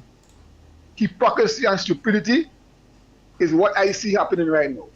If you choose to go back to the past and continue talking about shrimp farm, continue talking about chicken farm, continue talking about phone bill, I will say it again to the NDC supporters who don't know. Deacon Mitchell and NDC is the Prime Minister of Grenada. NDC is the rural administration right now, not Mitchell and NMP. So y'all calling people blue-eyed white man, which to me on the radio is something very racist. NDC supporters, Deacon Mitchell, y'all associating yourself with people that is doing damage to the country. This person is supporting your party. They're doing damage to the country in the lease of getting money to line their pockets, right? Master Carl, prior to 2022, we had agents of CBI. Deacon Mitchell, who is now Prime Minister, was one. Dennis Cornwall was one. Andrea Simonad was one. I'm asking the question again. If the so-called blue-eyed white man convestors was coming into Grenada to invest into Grenada, who were the CBI agents before? Who was negotiating for these guys to come in on the island? Who was getting monies and negotiating as lawyers with CBI agents? Who was the agents? And I will always say it again. The information is there, and what will be the demise of this NDC is the same social media that they use to spread lies and propaganda. We will use the same social media to spread the truth. Master Carl, have a good morning. Don't go yet. For the news. All right, Let me hear. with the news, maybe if you could call back. Thing. All right. We gotta take the news.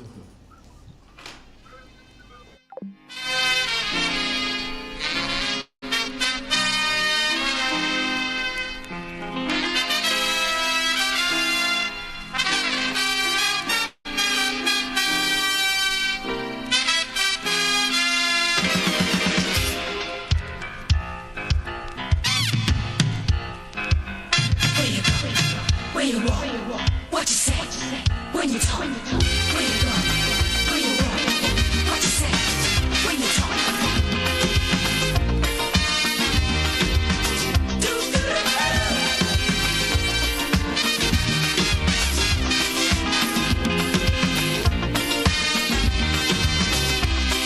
It's a hungry world out there,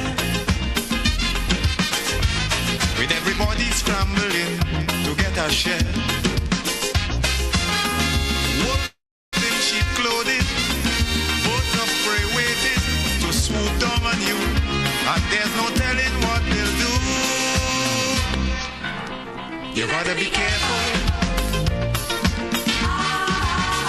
You gotta be careful.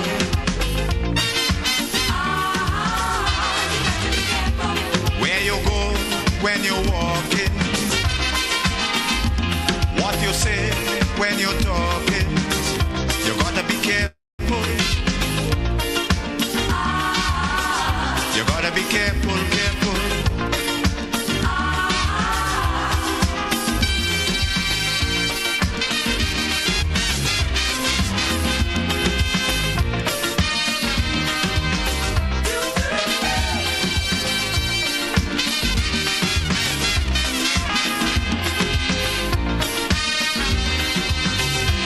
I say we have to prepare to meet the challenges of life without fear. Triple N. Informative, entertaining, and first. Every hour on the hour. This is the latest update of news as produced by Triple N. The details when we return. In an industry where customers expect quality, M&N Hardware Limited is a leader in locally manufactured aluminum windows, doors, roofing, and guttering.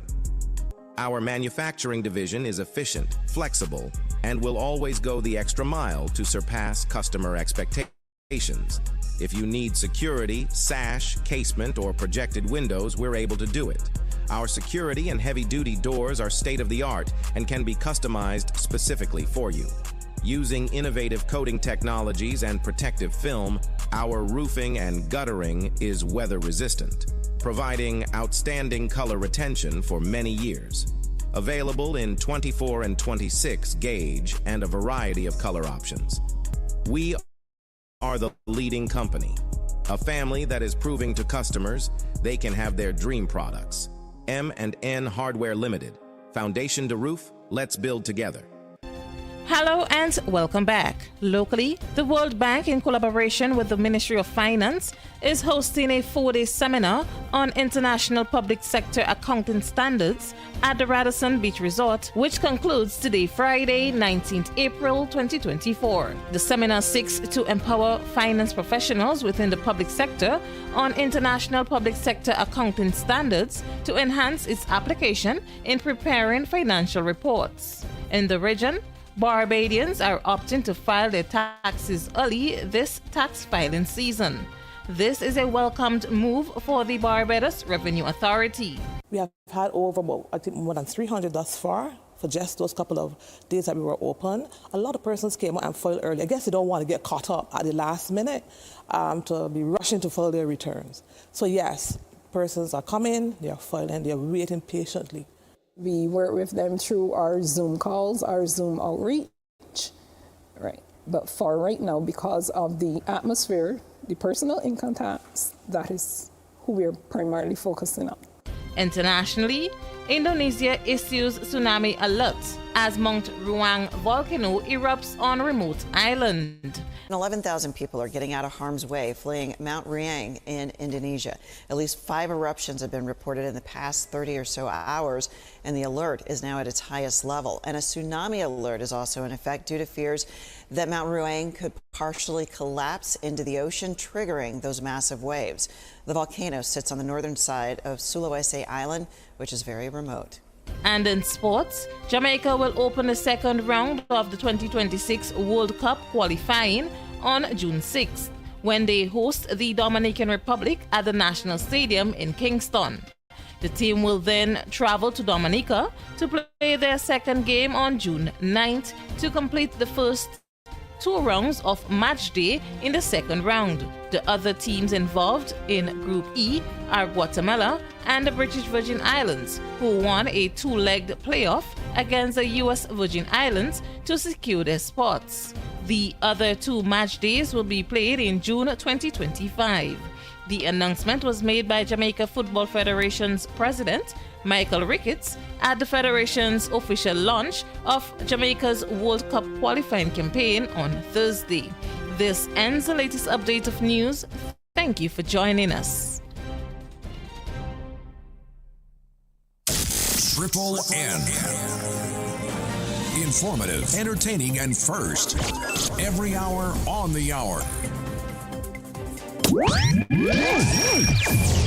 From the north, covering south, east, and west. This is Real FM. The first word when you speak about furniture is classic. Yes, at Classic Furniture, they design and make the best in local furniture. All their products are made from the finest local wood available on island. You think it, they design it and make it to your expectations. The highest standards at the best possible price, and they also provide higher purchase for you, their valued customers. Located on Ben Jones Street in Grenville, with their factory at Chantemelle in St. Patrick. That's where you need to visit when looking for products made of the finest local wood. They deliver and install items at no extra cost. Your satisfaction is their mission. The extra step is taken to ensure their customers are completely satisfied. They do doors and finished kitchens, supplies mattresses, and restores antique pieces to look like the first day they were made. Hey, give us a call on 442-4645 and 442-9726. Classic Furniture, Grenada's homegrown furniture producers.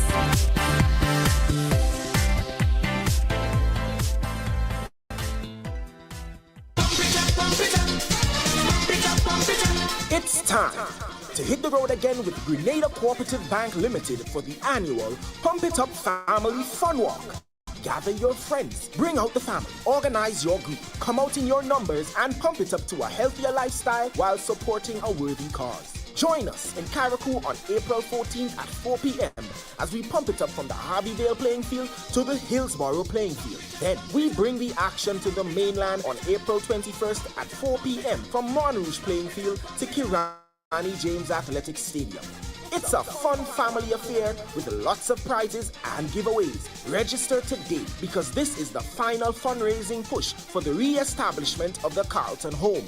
Individual packages are $20, while packages for groups of 3 or more are $15 each while stocks last. Register online at www.grenadacoopbank.com or at any one of our retail banking units. Visit our website for more details.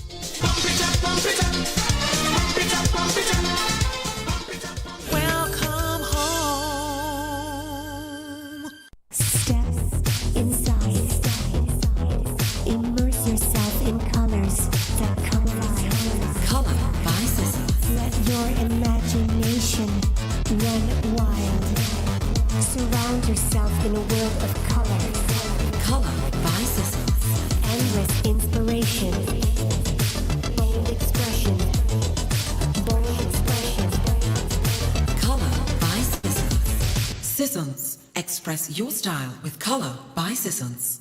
In an industry where customers expect quality, M&N Hardware Limited is a leader in locally manufactured aluminum windows, doors, roofing, and guttering. Our manufacturing division is efficient, flexible, and will always go the extra mile to surpass customer expectations. If you need security, sash, casement, or projected windows, we're able to do it. Our security and heavy-duty doors are state-of-the-art and can be customized specifically for you. Using innovative coating technologies and protective film, our roofing and guttering is weather-resistant, providing outstanding color retention for many years. Available in 24 and 26 gauge and a variety of color options. We are the leading company, a family that is proving to customers they can have their dream products. M&N Hardware Limited. Foundation to roof, let's build together. 2024, Itel City Sports presents the 4th annual Football Under the Lights at Roselle Plain Field in St. Patrick. $20,000 up for grabs in cash and prizes. First place winner in the senior will receive $4,000 and under 17, $1,500. Second place, $3,000 and under 17, $1,000. The dream team all the way from St. David's is ready to defend. Come witness one game nightly on weekdays and 2 games on weekends. It's 2 competitions, one for the seniors and the other for under 17. Registration fee $400 for seniors and under 17 is free. All teams will be able to register at least 20 players. All players must have their uniform and must be numbered. Contact 538-7509 or 406-9580. Football under the lights. Saturday, February 3rd until April 30th. Roselle Plain Field, St. Patrick's. Be there.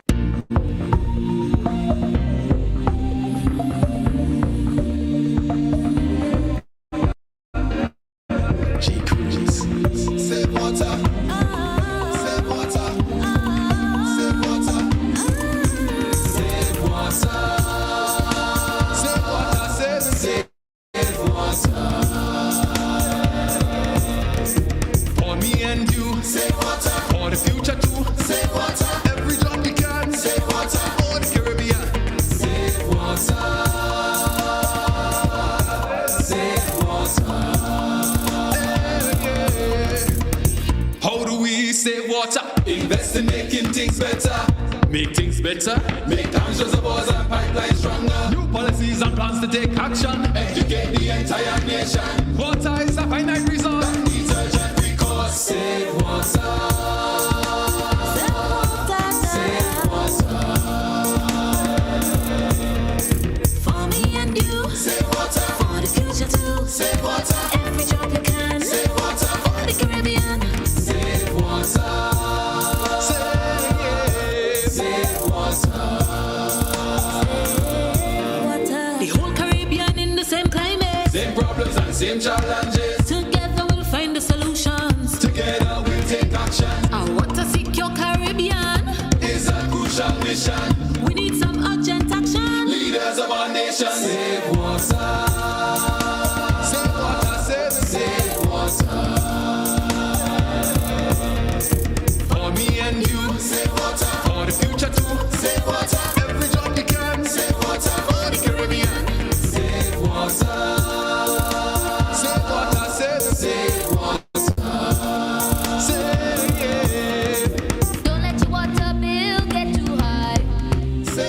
Save the water that falling from the sky.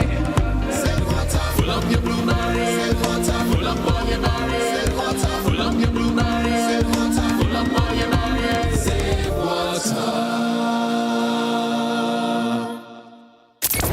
Broadcasting from the historical Parish Main Street, Surtez, to your home, vehicle, and office. Today's hit music on Real FM.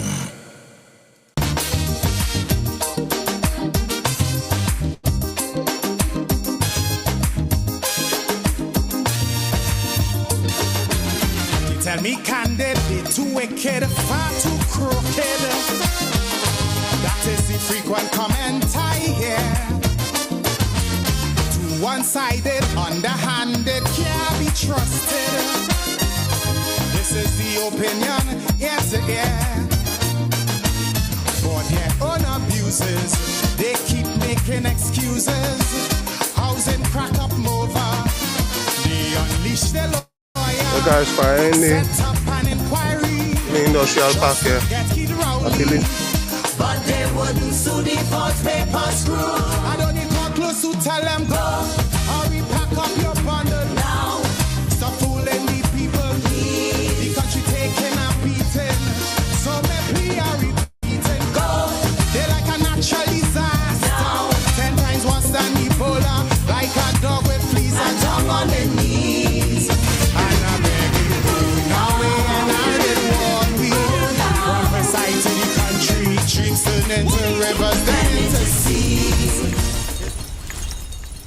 We back.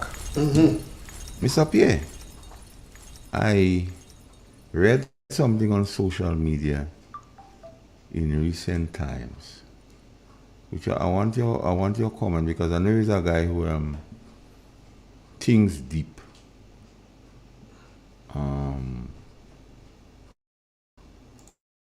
The representative for St. Patrick's West, and I'm going to read something here, but because we have to ask some questions and delve deeper into this whole thing.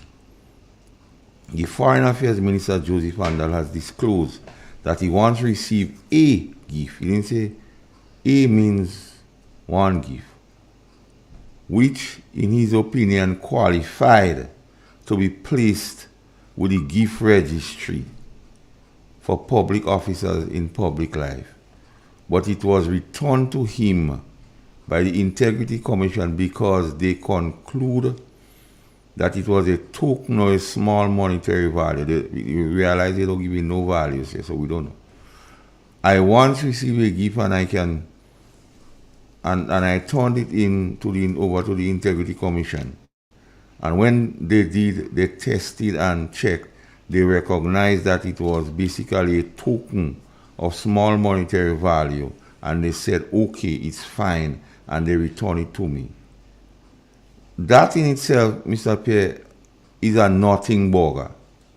Because all you talk about value and token and thing, none of that is not mentioned here.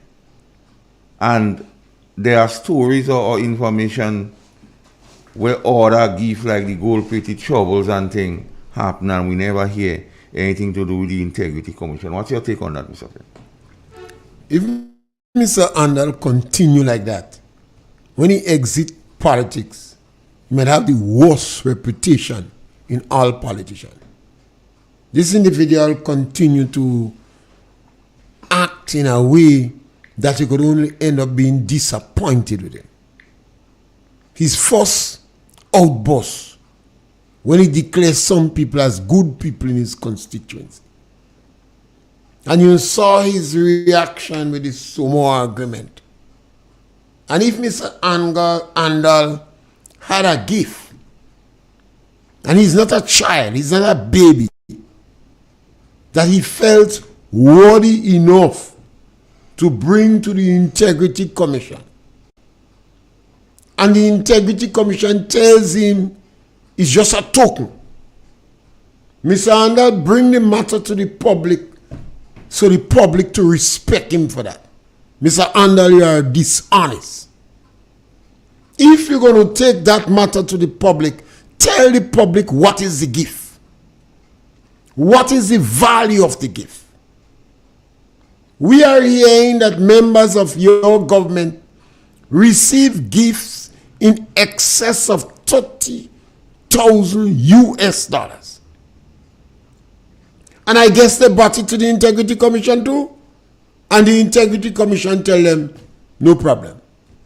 I guess Ron would have taken the gracious offer to the Integrity Commission, and the Integrity Commission tell them, no problem. I also believe that the men who got the loan from GDB Bank went to the Integrity Commission too, and they tell them, no problem. Mr. Andal, this is deceptiveness. This is dishonesty. And it seems more and more you people taking us for the manner in which you call us. Yeah. Dumb, stupid, foolish. They fully believe that. You know, commoners. I don't know what dropped in these individuals' head. They went to university and they get a bachelor's degree, a master's degree, and a doctorate. I know individuals that have doctorate that don't, you know. You're reaching some failed subject, they write it over. Yeah. You have lawyers that making a lot of money when they can't win case. Nah. They fix up paper deeds, corporate lawyers, they make money. But ask them to seriously defend cases. We don't have lawyers in Grenada today, and in a number of countries in the Caribbean in the caliber of Foster from St. Lucia. Do not sing. Carl Hudson Phillip, Derek Knights. You don't have these lawyers in this caliber again. Nah. So when individual pumping up the chest and telling you they're bright, you must look at the productivity. What they produce. When you meet a good farmer, you know the farmer is productive. I listened to a farmer when I was a young man, not yet 16. He asked, what's wrong with these people? They say agriculture don't making money. He said, I have 15 working vehicles in my yard. And one guy in the rum shop remind him he had 21 children in the states that he mining. Never been to university. You have a number of people walking around this town pretending that they're moralists. Some custodians of good character. And I think Mr. Andal want to give the people the impression that he's honest. He's dishonest. Mr. Andal is the Minister of Foreign Affairs. The Prime Minister said he didn't read the document. He didn't say he didn't study the document, you know. The Prime Minister is a lawyer, a corporate lawyer. He said he did not read the document. He could not have commented on it, so he commented on what a priest see in Trinidad. Mr. Andal stood up there like a little. If I had a child, I'd give him 2 belts, you know. You get 2 belts for this nonsense. Mr. Andal in the politics a good while. He's supposed to be a man well known. Yeah. But his level of dishonesty is insulting to the imagination in Grenada. It's frightening. Now he coming to tell you he get a gift and the Integrity Commission tell him go ahead. What is the gift he got? A car? A gold chain? What he got? A woman? Did they give Mr. Andal a woman as a gift? That is not new in politics. I don't know if it's a gold-plated show. The Germans was noted for that. They practically freak France with that. What gift Mr. Andal get? A roast breadfruit? A ice cream? A diamond ring? $100,000? What gift he got? And it saddens my heart. When Mr. Andal gonna go in front of some reporter and say this nonsense, and they smile at him. This is dishonesty. Somehow or the other you believe that because individuals don't have certificates from university, they're not wise. If you got a gift and you felt it necessary to tell Grenadians about it, after you've been behaving like a fool constantly on the media, tell them what is the gift, what is the gift you get. Nobody asked you, you know. Nobody knew if they give you anything, you know. Anybody that give Mr. Andal a gift, they give him a gift to get something from government. Nobody don't give him nothing free. Quid pro quo. You don't even look at somebody will give something. Maybe they give you a woman. If it's a woman you got as a gift, tell us. It happens in the diplomatic arena. What gift he got? A diamond ring? A gold chain? A motor car? 5 acres of land? What gift he got? Because you see they tested and check. We set up sham boards. The Integrity Commission is a sham board. The GDB Bank. How could you set up a board that provides millions of dollars for known individuals that had serious challenge to get loan from the commercial bank? And now Mr. Andal want to make himself a saint. Last time I meet a man, he tell me he saved, beating his chest. I see them speaking to him for a little while, and a beautiful lady passed. I watch where his eyes go. I say, you was saved. Right now you're on the road to hell. Mr. Andal come in the public and trying to give Grenadians the impression that he honest. He want to follow in the footstep of the same one who say he get 10,000. I bet you if it was 78,000, he ain't say nothing.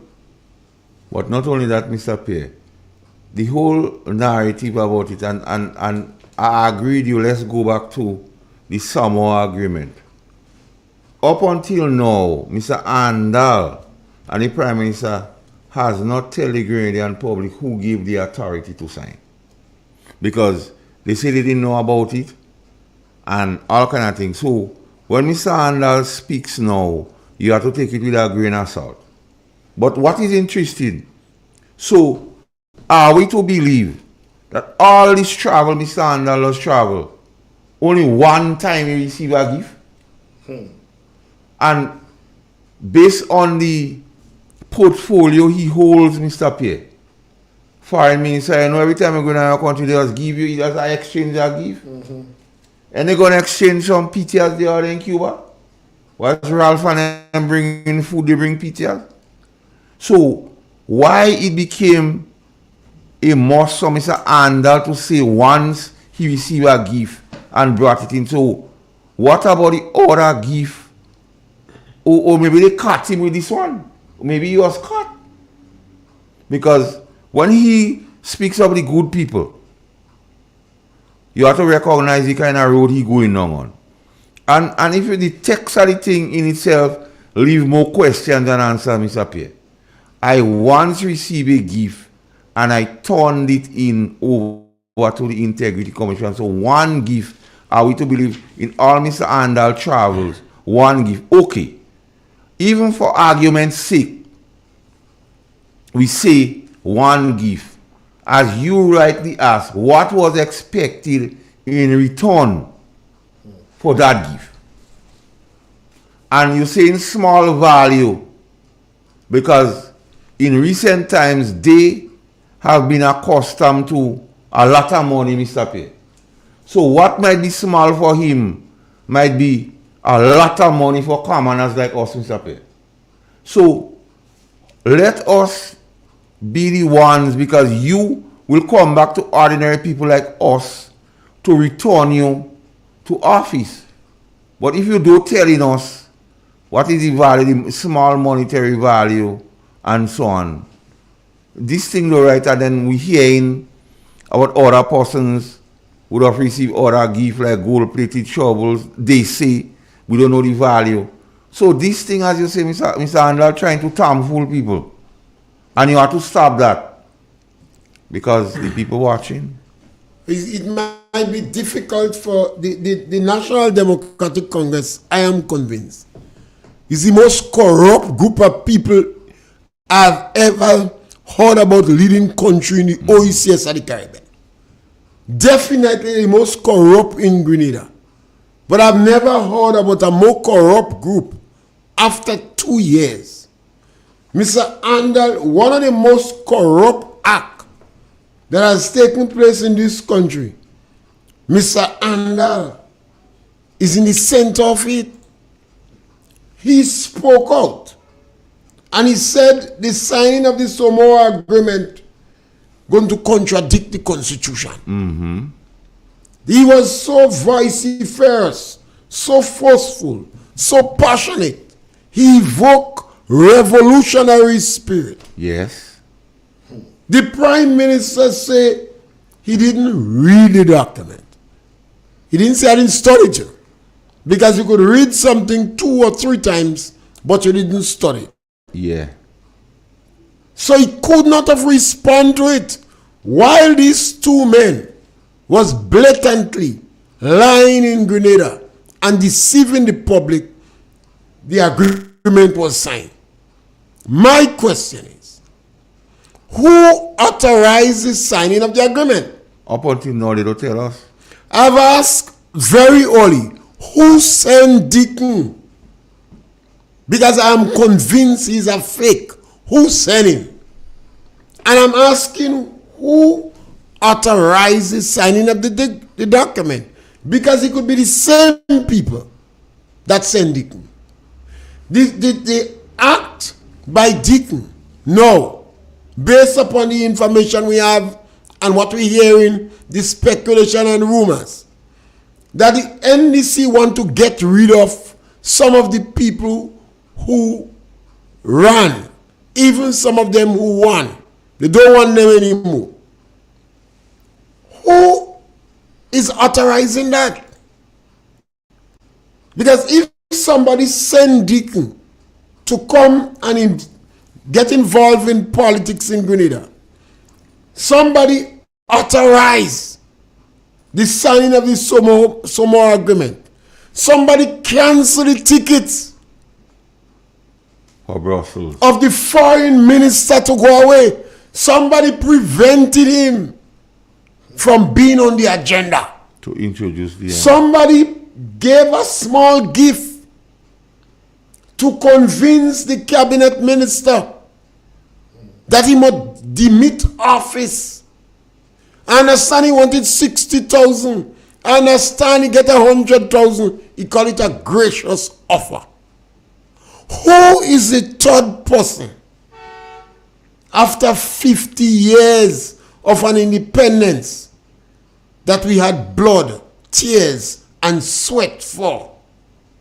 Who is the third person? Because he said to us in the campaign, when you see certain decisions being made by government, is to find out who paid for the rallies and the big fete. I've said it a number of times, people deserve the government they have. When you select your government, you have to prepare to stand the consequences. You mustn't take your debt like a sheep. We talk, we advocate, we try to get the government to do a little better to manage the impact.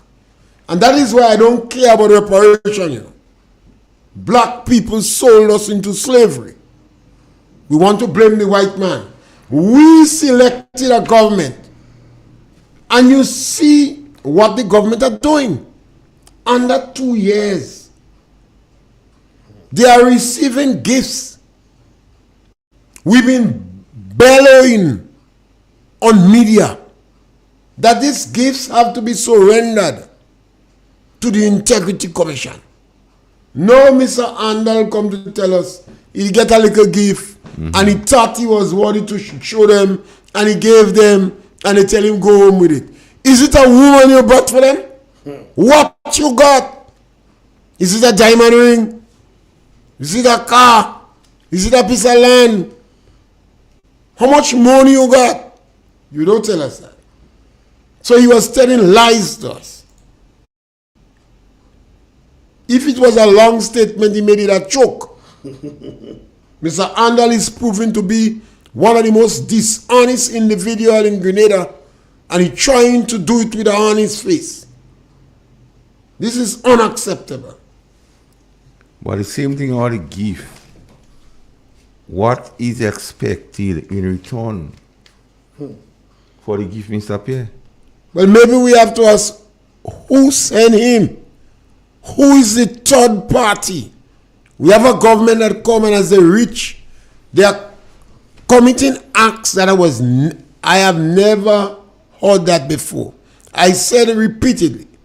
If anybody knows any government that plundered the GDB Bank as the NDC, is it right?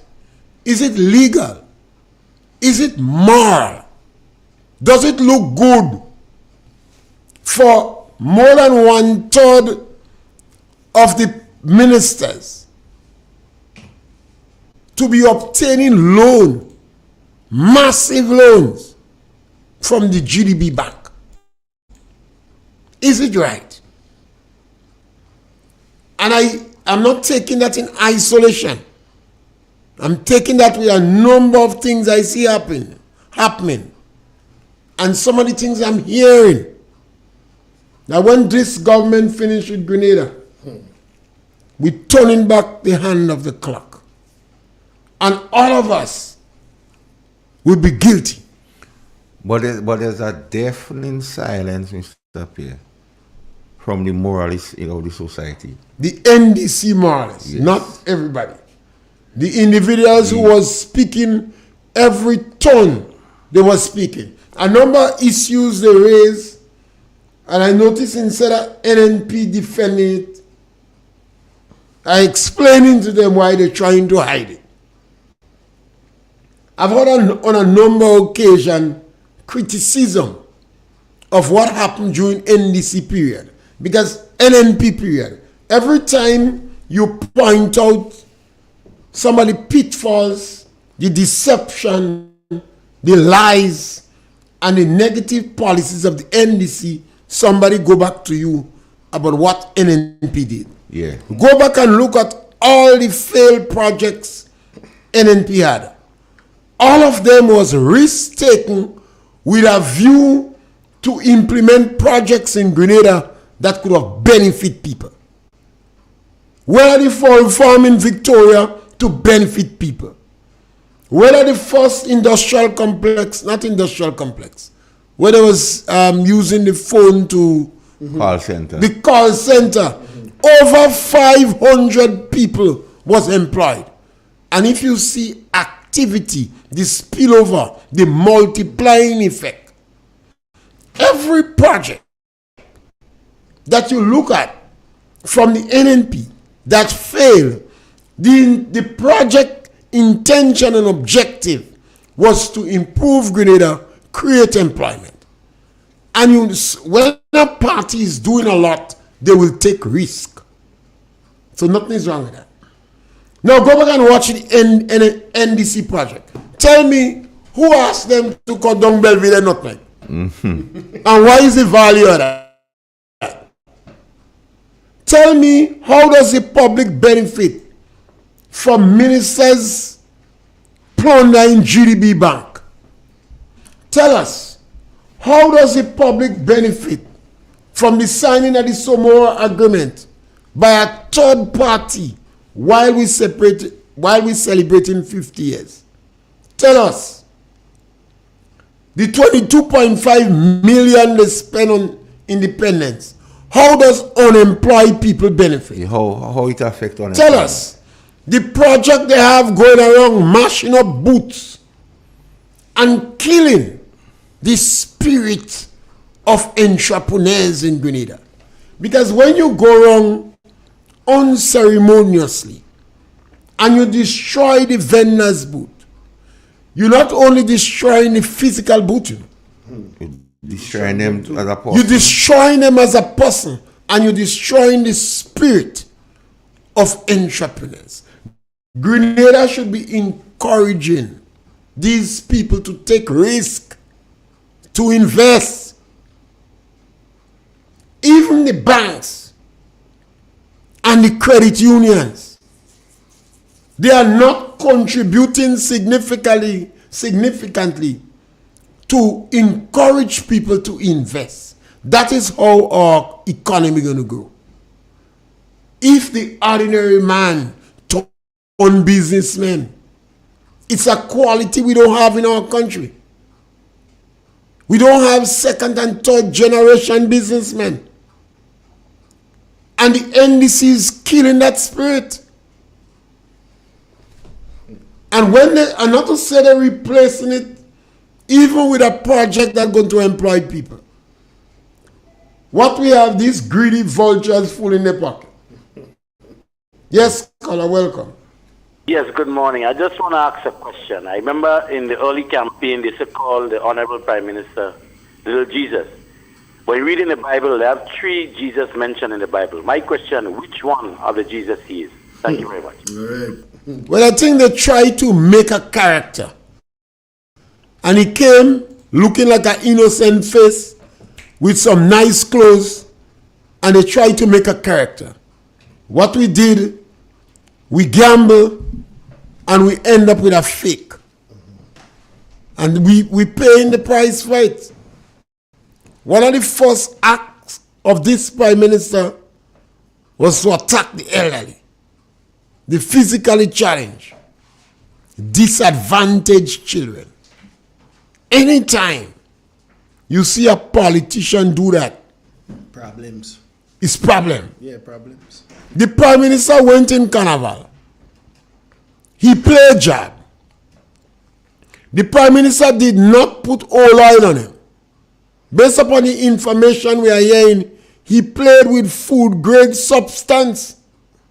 So he didn't want to sweat for oil to touch him. Don't whine. You don't juke. You don't raise your hand. You don't hop. You don't even vibrate a muscle. You don't drink a glass coat.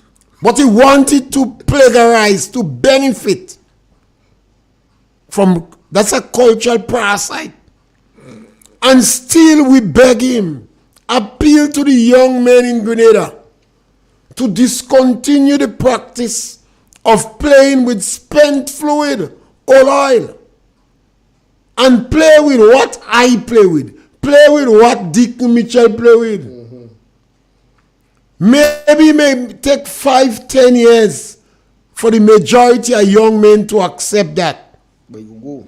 Go to any one of the doctors, the nurse, even the ambulance driver, and ask them if they would encourage their children to play with oil. The Prime Minister shut him out on that. The Prime Minister did not play with oil. I understand he played with food grade substance and he did not want to contaminate himself. It's a fake. The Prime Minister said, since he's young, he never out a job. He's a man that is always employed. So he don't know what it is to be unemployed. And he had like nice clothes. So that's why he go and pick up nutmeg, you know. The Prime Minister didn't go and pick up nutmeg to buy sugar in the morning, you know. He did not go and pick up nutmeg to buy milk for the baby that crying, you know. He go and pick up nutmeg to buy nice clothes. This is the character we have. Nothing is wrong with the character, you know. But the character come a leader of Grenada. That is what is wrong. Went to school, must have done well. because his parents was able to provide a little thing for him. He was better than the others in the community. He went and picked up nutmeg to buy clothes. Yes, scholar, welcome. Hi, good morning. Yes, scholar, welcome. Yeah, Master Carl, how are you doing? Master Carl, step. Great, good. Yeah, days now I've been asking this question. After 22 months in office, had the Prime Minister ever spent a month in the country without traveling? Never asking that question whole time. No, the Prime Minister never make a month. But the worry is whether he ever make 2 weeks. We know he never make a month. He never make a week too. But we wonder if he ever make a week, 2 weeks in Grenada without traveling. Don't make a week. He came Sunday and he gone in Greece. This Prime Minister squandering. He is squandering this country's funds. All right. Hello? Yes, scholar. Not only he, you know, the minister in Gulf too. Well, all of them. The run-up bill hotel 40,000 US. And that was leak out, you know. They run up the hotel bill and the minister say, what they complaining about? I'm listening. All right. Yeah. And to bring the spouse, you know. And some of them are 3, 4, 5 spouse. So when they travel, they bring a man or they bring a woman. Man bringing man, woman bringing woman. What we have there is a cesspool of corruption. You know. That is what we have. And they want to go and visit schools. These people should stay far away from the school. But I want to encourage the school children, wake up. Start to ask questions. Don't follow the leader. Ask them the question. If it is right, if it is legal, if it is moral, if it is politically smart to plunder the GDB bank. From 3s and from 4s and from 5. Yes, scholar, welcome. Mr. Pierre, that is why this man have no conscience for nobody. So much poor people in Grenada in trouble. So much poor people begging. So much thing going on. Take $22 million and celebrate independence. That is why this man have no conscience for nobody. That is why I'm calling on Grenadians today to get registered. Let we get rid of this wicked man. This man traveling like he traveling like a bird every minute. Let us get rid of this man, Grenadians. Get chance to make a money. This man have no conscience for nobody. He have no conscience. Thank you very much, sir. Yes, we have a lot of people like that in Grenada. The parents was not rich, but the parents tried their best. The term we use in local parlance, they suck salt, they pong gugu, they stay without to make certain the children go to school and get an education. And when the children get the education, the children believe that they're in a new social class. Like the lighter children. The Grenada Prime Minister is a good example of that. They believe, the Prime Minister say, he like nice clothes, you know. So, that is why he used to go and pick up nutmeg. You know. Be square. He didn't go and pick up nutmeg to buy sugar, you know. Or to buy baby's milk. Or to buy kerosene to put in the lamp. He went and picked up nutmeg. But Mr. Pierre, before to buy clothes. In every attempt, I've seen this Prime Minister to look like the ordinary man he feel. They bring him to play marble at time, he like Harlequin. They bring him to cut wood or cut coconut. They put him to turn some food, some pot. The guy looking like that's something just so new to him. Like the cutlass looks strange in the hand. So I wonder how that man pick up nutmeg. Yeah, he said, well, yes. Even though he say he pick up nutmeg, just... He must pay one body to pick up nutmeg. Just to see how anytime he comes into that condition, to see how he does. But he looks so strange and if so you notice when he was describing how he pick up the nutmeg, you know he lying, you know. Pick up the nutmeg, clean the nutmeg, You put that it one in the telling bag, you, that telling you. separate the nutmeg. Lie. Like you read that in a book. Yeah, you don't even know which one come first. Pick up the nutmeg, put it in the bag, And then you say you wash clean it the yet, nutmeg, you wash it yet. separate the maize. You lie. Like, Let me take the car. morning. Yeah, Master Cal, I'm back.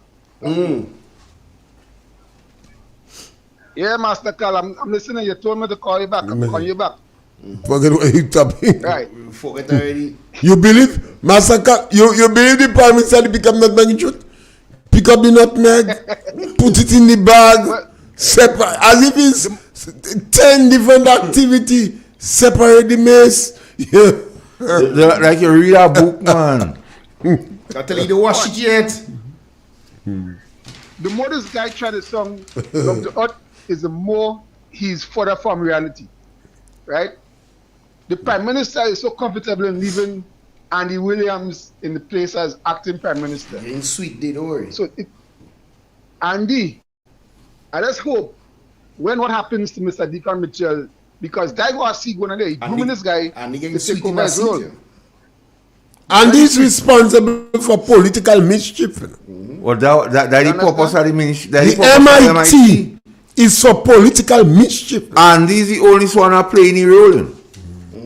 In all of the ministers, and he's the only one who play any role as being politically mischief. Because he goes about in he goes about in constituency like in St. Andrews, North East, and give the people that the persons reject forward. I don't know how we doing that and trying to say the legitimate representative, they don't have no saying things. He is the one that playing a role fully political mischief. Right. And it is purposely done. Master Carl, we have Lennox Andrew, we have Dennis Cornwall, both economists, right? These men, in some part in their career, worked under ANP government or administration under Dr. Mitchell, right? We have Andy Williams, which would have had businesses under the same government led by Dr. Mitchell and NP. We have people that is in this NDC government right now that for some way or other came up under ANP government. So I was trying to figure out if NNP was so bad then, right? And they was no, as they say. Why wasn't these well-read, educated men complaining then? Why? Now we've seen the likes of Mr. Andal. That's Peter Andal, the guy that owned Andal Supermarket. He's coming out against them, and he was on board with them. You are seeing prominent business people resigning from boards. For instance, the cannabis board, in the name of Ms. McCreen. Right? We've seen all these things happening. We are seeing disconnect with ministers. And don't let me start on Mr. Joseph Andal. Mr. Andal, you seem to have a chronic choking issue. Right? And not only you, all your spokesman on radio, because there was a piece, Master Carl, I think I sent you, where the guy said he's the best and he's this and he's had a choke. What time? So NDC seems to have a serious problem. And like I said yesterday to Mr. Pierre, NDC prior to 2022, the elections, and prior when Deacon come and hijack the party, because that happened, he hijacked the party, because nobody knew this guy prior to that time. NDC changed about 7 different leaders under the same people. Watch me, 7 different leaders, and Keith Mitchell was there for all the years as leader for the party of NNP. Now they come in and say, why wasn't Dr. Mitchell challenged for leadership in all those years? My God, it's only 2 years now. NNP hasn't had a convention. They had in 2008, they had in 2009, they had in 2010, and so forth and so forth. Prior to those times, Keith Mitchell was Prime Minister, and party constituencies and constituents does not challenge. You cannot challenge the leader of the party when the leader of the party is a sitting Prime Minister. It is not a practice.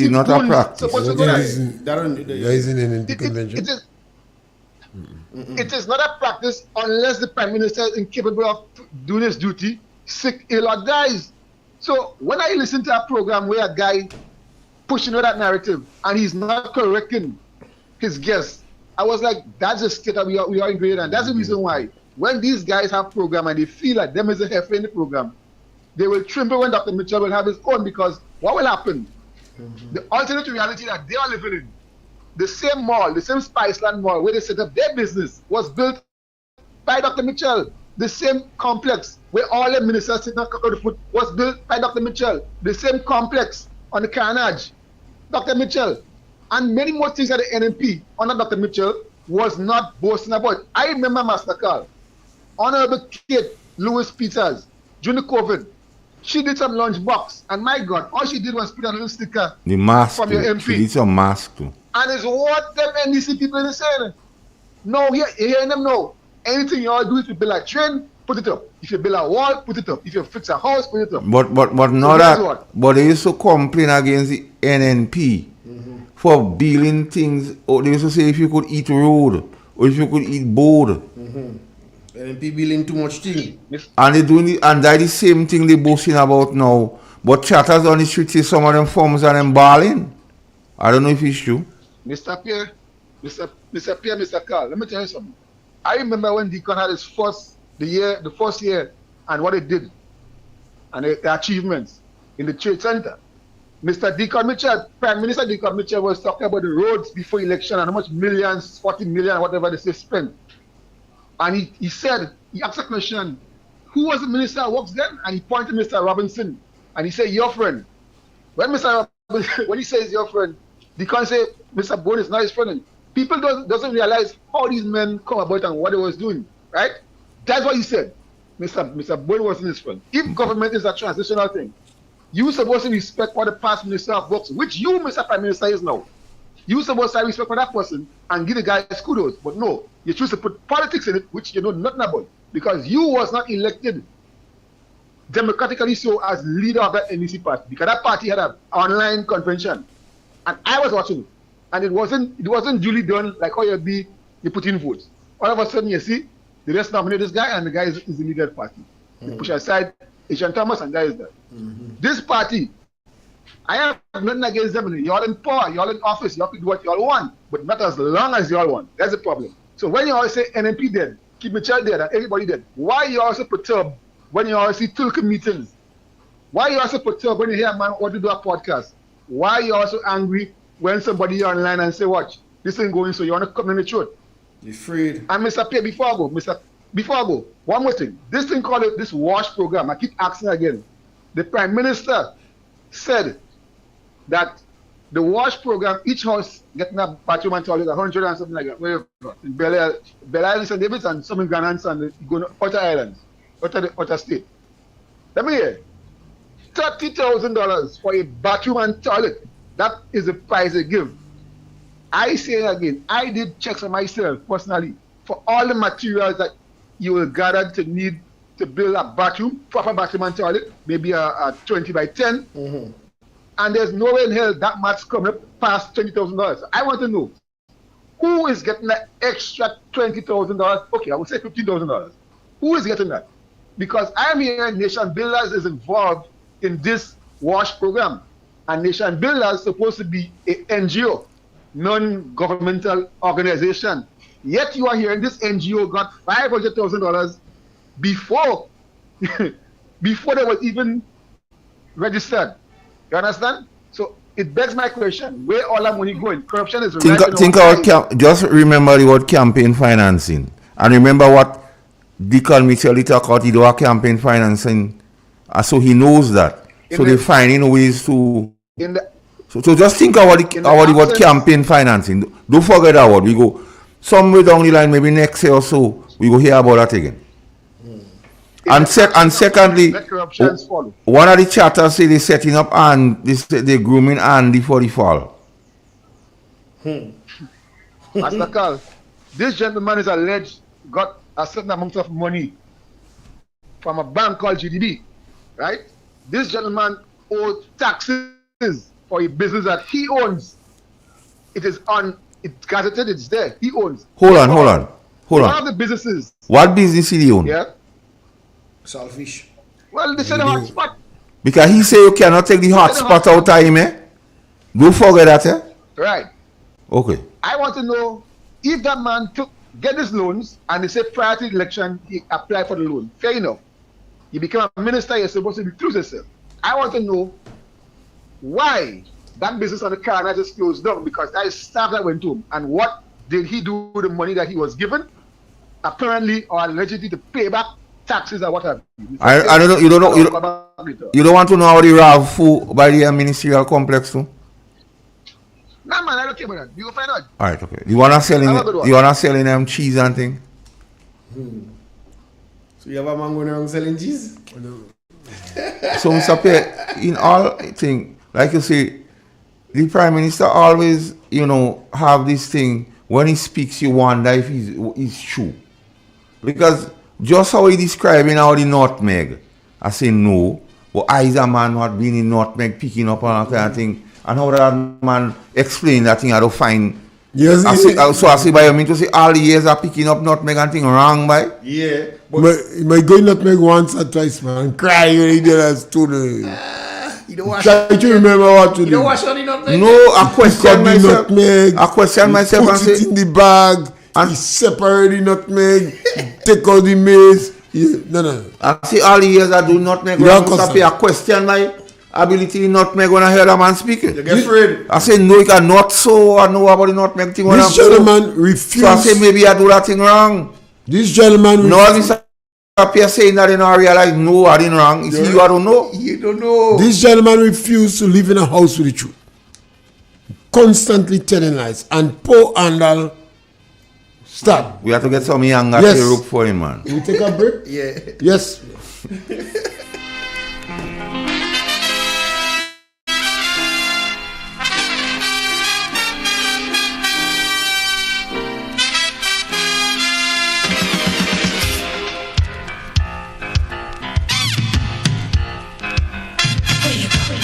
Where you walk, what you say, when you talk, where you go, where you walk, what you say, when you talk.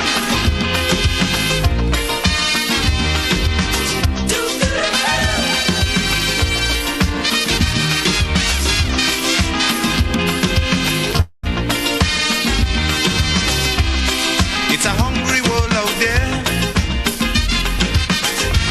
with everybody scrambling to get a share.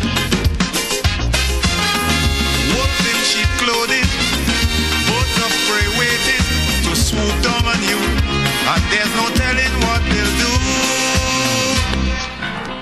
You gotta be careful. You gotta be careful.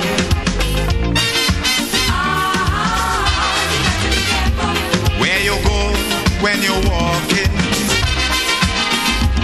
what you say when you're talking, you gotta be careful. You gotta be careful, careful.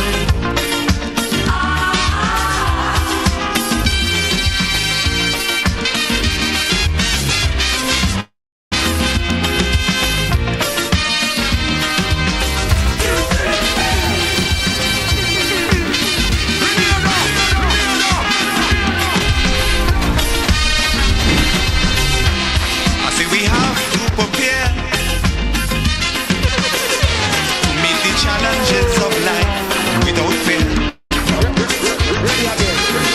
Greed and jealousy, hatred and envy, man, you have to move with care in that jungle out there. You gotta be careful. You gotta be careful.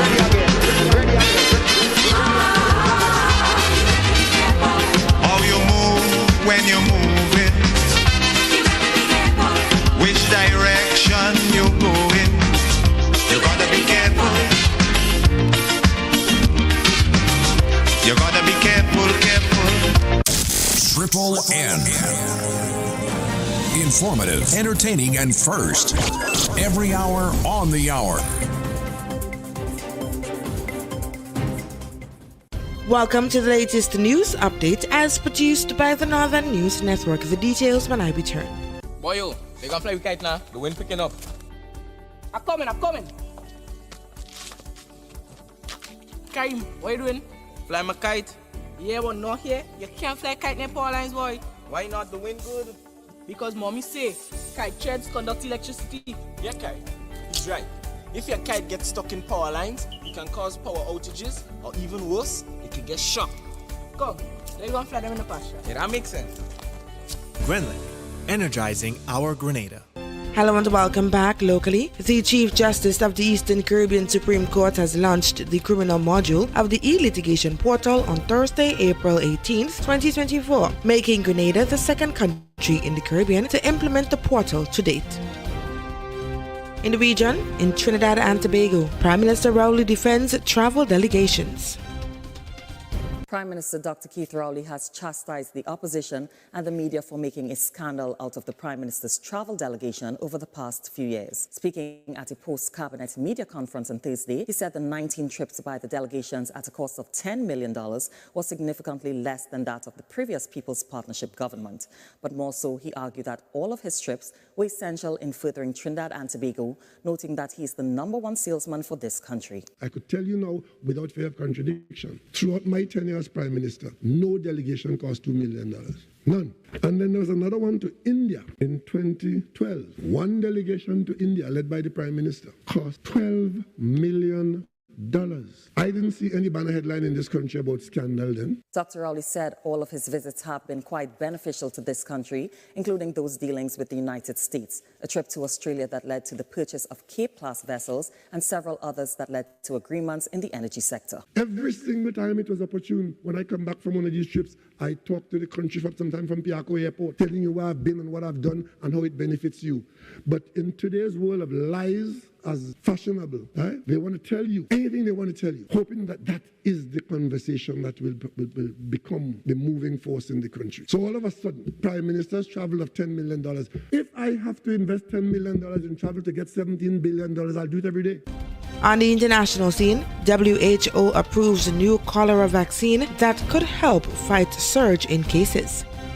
As the world faces a shortage of cholera vaccines, the World Health Organization has approved a new oral version of the inoculation. It's hoped that the easier-to-make vaccine will help address a surge in cases of the bacterial disease that is usually spread through contaminated food or water. The depletion of the global vaccine stock has left poorer countries, including several in Africa, scrambling to contain epidemics. Left untreated, cholera can be fatal within hours, even in previously healthy people. The new version, called Uvicol S, is a simplified formula that uses fewer ingredients, is cheaper, and can be made more quickly than the older version. Approval by the WHO means donor agencies like the Vaccines Alliance, Gavi, and UNICEF can now buy it for poorer countries, boosting supplies.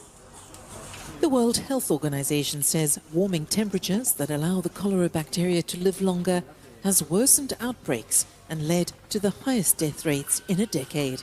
And in sports, Lando Norris beat Lewis Hamilton to take pole position for the sprint race at the Chinese Grand Prix in a hectic wet session. The McLaren driver had his fastest lap time deleted and then reinstated in the final minutes of the session as he beat Hamilton by 1.261 seconds. Hamilton's Mercedes headed Fernando Alonso's Aston Martin by 0.714 seconds as Max Verstappen managed only fourth. The Red Bull driver made errors on 2 laps before sneaking in at the end. This ends the latest news update as produced by the Northern News Network. I am your presenter Maxine Entwine. Thanks for joining us. Have yourself a great morning.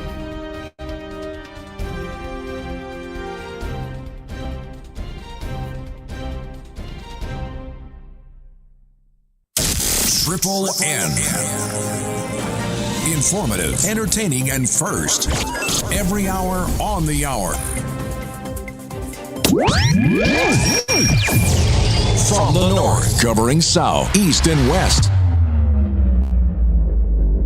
This is Real FM.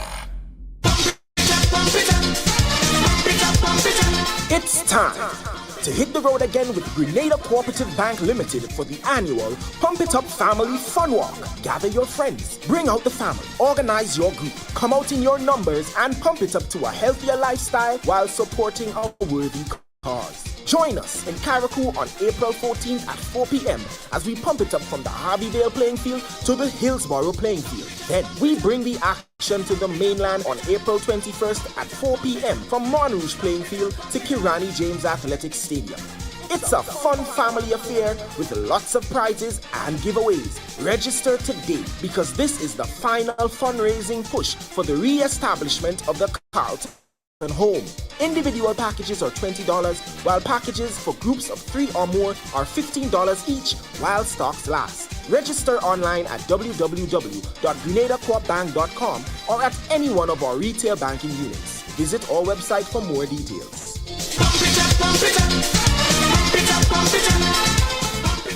Welcome home. The Grenville Cooperative Credit Union, the credit union of Grenville, takes you where you want to be. Feel secure with the Credit Union of Grenville, taking care of all your financial needs, including savings, loans, mortgages, and sound financial advice. Serving you with branches on Jubilee Street in Grenville, Lucas Street in St. George's, and new, spacious, convenient, and modern facilities on Seton Brown Street in Grenville and Grand Anse. Call us on 442-8602 or visit one of our offices. With Grenville Cooperative Credit Union, the Credit Union of Grenville, your financial security is guaranteed. The first word when you speak about furniture is classic. Yes, at Classic Furniture, they design and make the best in local furniture. All their products are made from the finest local wood available on island. You think it, they design it, and make it to your expectations. The highest standards at the best possible price, and they also provide higher purchase for you, their valued customers. Located on Ben Jones Street in Grenville, with their factory at Chantimel in St. Patrick. That's where you need to visit when looking for products made of the finest local wood. They deliver and install items at no extra cost. Your satisfaction is their mission. The extra step is taken to ensure their customers are completely satisfied. They do doors and finished kitchens, supplies mattresses, and restores antique pieces to look like the first day they were made. Hey, give us a call on 442-4645 and 442-9726. Classic Furniture, Grenada's homegrown furniture producers.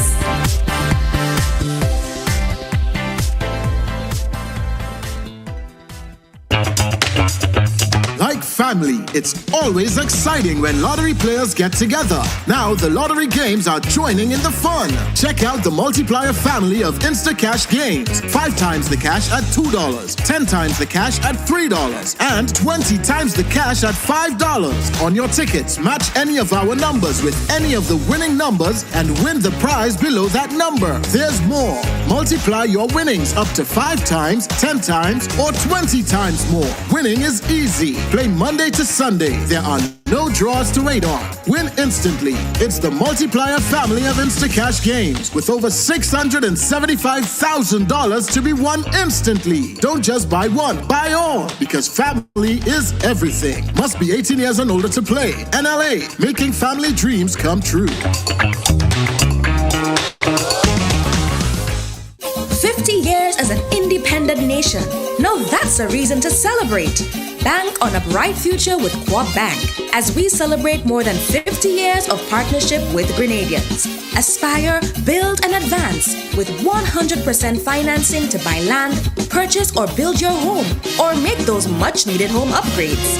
No loan fees, no legal fees, low interest rates. And that's not all. 100% financing on brand new vehicles with 50% off loan fees. Celebrate you this year with special financing from Coop Bank. Apply today. Welcome home. In an industry where customers expect quality, M&N Hardware Limited is a leader in locally manufactured aluminum windows, doors, roofing, and guttering. Our manufacturing division is efficient, flexible, and will always go the extra mile to surpass customer expectations. If you need security, sash, casement, or projected windows, we're able to do it. Our security and heavy-duty doors are state-of-the-art and can be customized specifically for you. Using innovative coating technologies and protective film, our roofing and guttering is weather-resistant, providing outstanding color retention for many years. Available in 24 and 26 gauge and a variety of color options. We are the leading company, a family that is proving to customers they can have their dream products. M&N Hardware Limited, foundation to roof, Let's build together. Broadcasting from the historical Parish Main Street, Certez, to your home, vehicle, and office. Today's hit music on Real FM.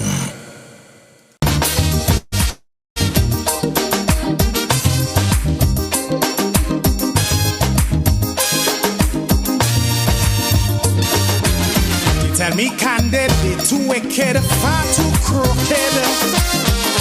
That is the frequent comment I hear. Too one-sided, underhanded, can't be trusted. This is the opinion, ear to ear. For their own abuses, they keep making excuses. Housing crack up over. They unleash the lawyer, set up an inquiry just to get it rowdy. But they wouldn't sue the false paper screw. I don't need more close to tell them go. Hurry, pack up your bundle now. Stop fooling the people. The country taking and beating. So my plea are repeating. Go. They're like a natural disaster. Now. 10 times worse than Ebola. Like a dog with fleas and tongue on the knees. And I'm begging, go now. And I did warn we. From the side to the country. Streets turn into rivers, then into seas. Is why I'm singing. Now this is my humble petition. Announce the date for election. Go now, please.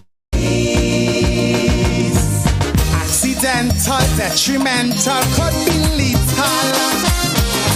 Are you willing to take that chance?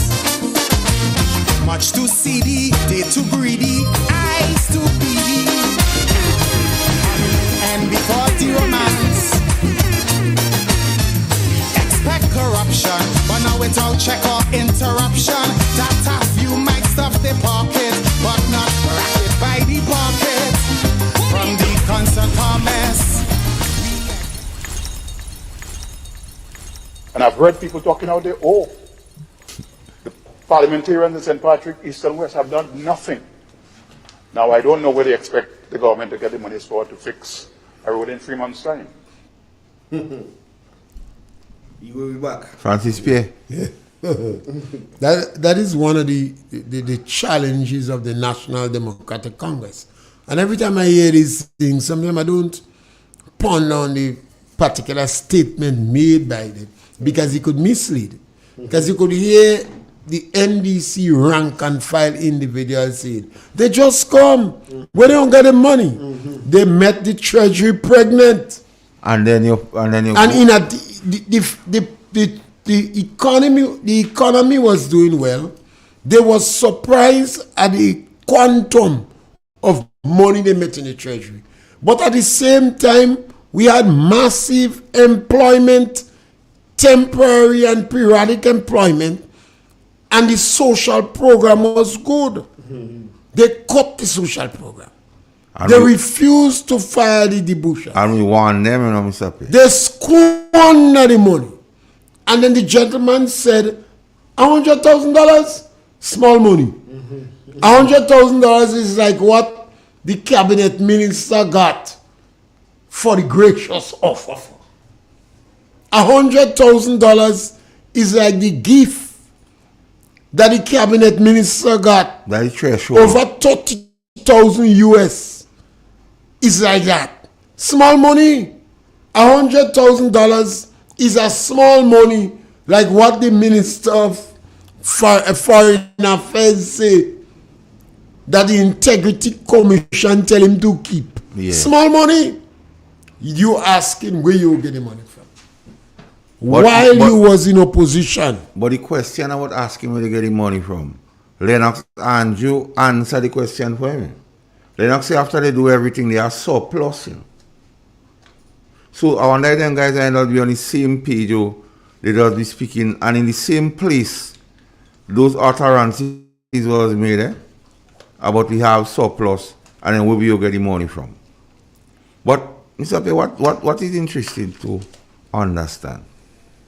This government continues to try in many ways to try to muzzle freedom of speech. And the latest one is the electronic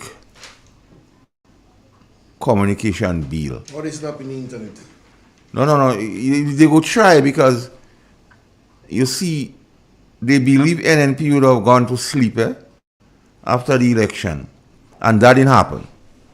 So now, before the election, the NDC was making a lot of pronouncement, promises, and the NNP, in my opinion, called it out as pie in the sky, but we never challenged them on it.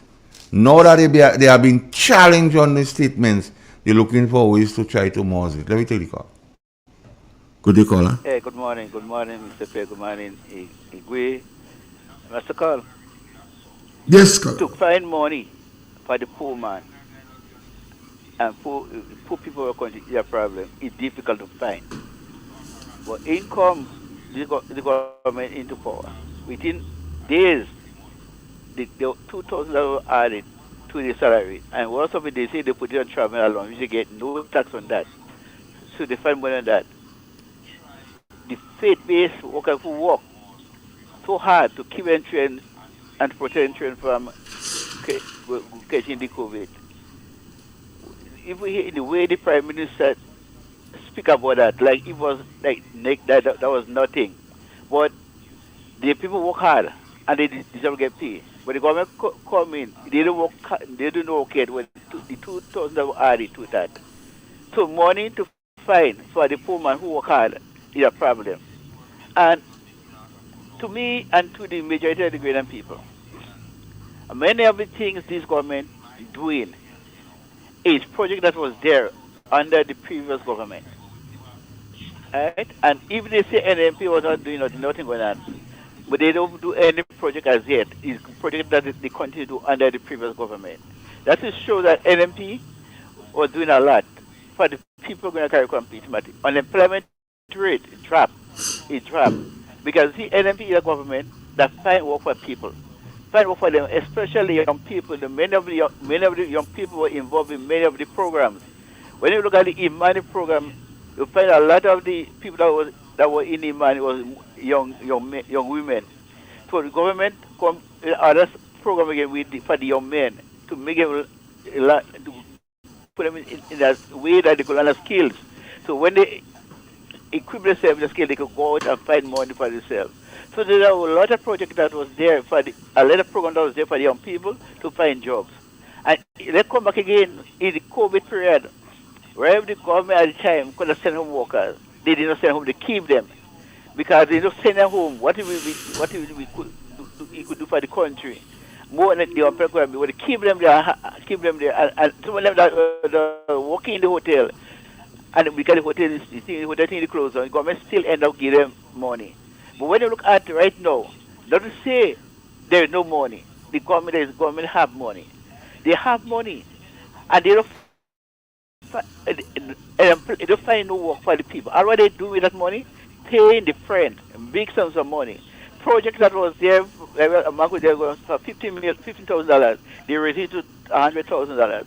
That's to get a friend, And if you look again, the only advice that I know that this NDC government gave before coming to government, when I was outside, I mean, the commissioner was in the government, for the youth, when they were encouraging the young people to go out and socialize, go out and play. And even some of them was paying the young people to go out and play. That advice, and that advice was not a positive advice. So if you really care about the young people, you got to encourage them to protect themselves. And the worst part of that thing again, the hierarchy of the NDC, they took the vaccine. They took it. But they never tell the young people that they took it. But they encourage them to go. But what NMP was there encouraging young people to safeguard yourself. The NDC was there outside there, the NDC authorities was outside there encouraging young people to go. And when young people go and they play and they come back home, to who getting the worst of it? Is if grandparents who is sick and lie on the bed. So when you look at the track record of this government in opposition and e-governance, they demonstrate the same attitude towards the poor people of Greater Caribbean Peter Martin. Everyone suffering. Okay, so that's the message. Mr. P, I need to ask you something there. Now, on September 17, 2022, the guy acting as Prime Minister most time when Deacon out posted something on social media, and they were responsibility. You have to question the responsibility of these guys. Enjoy the new gas price tomorrow. Why cap it at $15 when we, the word we, Mr. Pierre, when we can give you for less? So, Andy Williams, if all you could give people for less, why are you making 16 something, nearly $17 per gallon? Yeah, Why? 95 cents. Oh, what happened? Oh, just explain to the nation what changed then. All you could have given them for less and now all you can give because you're claiming is you. Because you see, they try to take claim or credit for everything, forgetting the real reason for those things. And when it happened, you hear they're trying to make parallel. So I was talking to one of them yesterday and they telling me the same thing they bringing up, shrimp farm and all kind of thing. Or Dr. Mitchell say, we find oil. But I say that is not a parallel argument. The argument is simply this. The acting Prime Minister most times say, if we, he say, why cap it at 15 when we could give you for less? So you're mischieving the Grenadian public now by giving them for 16 something, more than $15 why you was capped at? And they tell me, oh, if you eat 17, they go cap it. But 15, 16, 17, that $2 more, that a lot more in terms of gas, and you have to buy gas, you know, Mr. P. But normally when you gas price raise, almost everything raise because gas prices are transportation template. And this is one of the challenges that we have with the National Democratic Congress. There are some basic actions that you need to take to help to manage price. There are certain things you can manage. We have a war in Ukraine where a lot of food stuff come out between Russia and Ukraine. And then you have the war pending in Hamas, Israel, etc. And you're coming in from COVID-19. So there was some prices you cannot control. But since 1973 or 70s, whatever, government recognized that we have to try to control basic items that our people use readily. And that was sugar, flour, rice, milk, some soap and things. Basic item.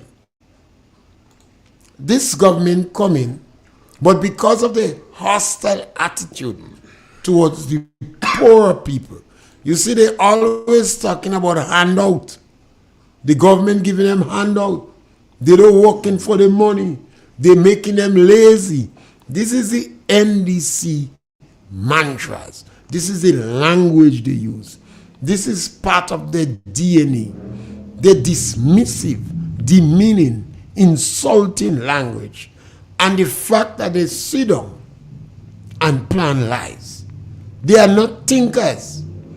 Every time, and I want to repeat that, every time NDC come in power, the economy do worse. NDC is the worst government where agriculture is concerned. It's the worst government where infrastructure is concerned. NDC is not a good government to create employment. And every time they come in power, they like to cut people's money.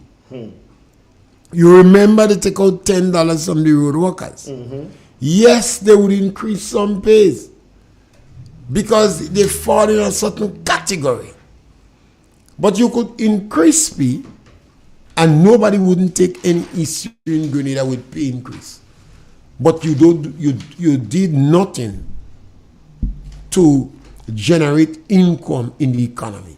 So in 2008, 2013, NDC couldn't pay basic claims in the treasury. You see people forgetting that. $110 million unpaid claim in the treasury. Yeah. They was selling assets. If NDC was an individual, they're in jail because they sell land that did not belong to them. They sell shares that they was not authorized to share. They'd lock up NDC for telling lies. If you was an individual, it's almost like a joke. Yeah. And why you see these things happening? We have a democratic country and there are check and balances. We have organization. The union is a check and balance where labor is concerned. The farmers organization, the farmers representative in the Senate is like a check and balance at the highest level, the Chamber of Commerce. But when these things going on, and these people shut them out because they get a blight. They say, boy, they know not me interested, man. Man, these people is trouble people, man. I don't care about them. It backfires. And that is where my concern is. You know? Because when it backfires, you who live in gated communities, you feeling it more. Mm-hmm. You can walk the street. It is happening in other countries. In Brazil. You ever hear about the boys of Brazil? Mm-mm. It happening in Trinidad, Jamaica. Yes, caller, welcome.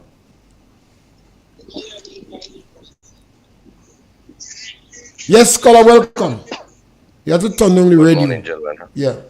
Yes. Okay, good now? Yeah, good. All right.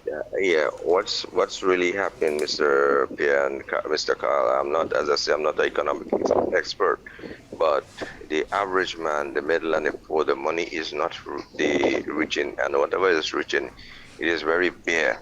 So the economy is basically on, especially the low-income people. Now, if the money is not reaching them, how do you expect the economy to move? And the next thing is that economy policy advisors, I don't know, based on, I don't know on what terms they're seeing this, because every time you see things are just going up and up and up, and you must come with some form of ways to control certain things. You must do that. If not, then you will have a problem. And that is exactly what we've seen. So the people who advise on them, they are failures. Yeah. So despite you may have projects and everything. Yes, projects. I mean, as we all say in common English, government is a continual, and whatever the project and then be left behind and it is continued. That's fine. That is not a problem. But the problem is the management of the economy. It is not proper, and the Minister of Finance alone cannot do that. They should. You have to have people who could read the economy on a day-to-day basis, and you make your assessment. Yeah, because we could see today. I mean, if you ask out of the 100,000 people, things is good with us, you might get the answer from 100 people. But what about the 909,000 people? Yeah. So that is a question. That is a question we have to ask. So you need to balance the economy. Are we not seeing that? Because as you said, the gas prices gone up. When the gas price gone up, first thing goes up is electricity. Yeah, and everything breaks loose from there.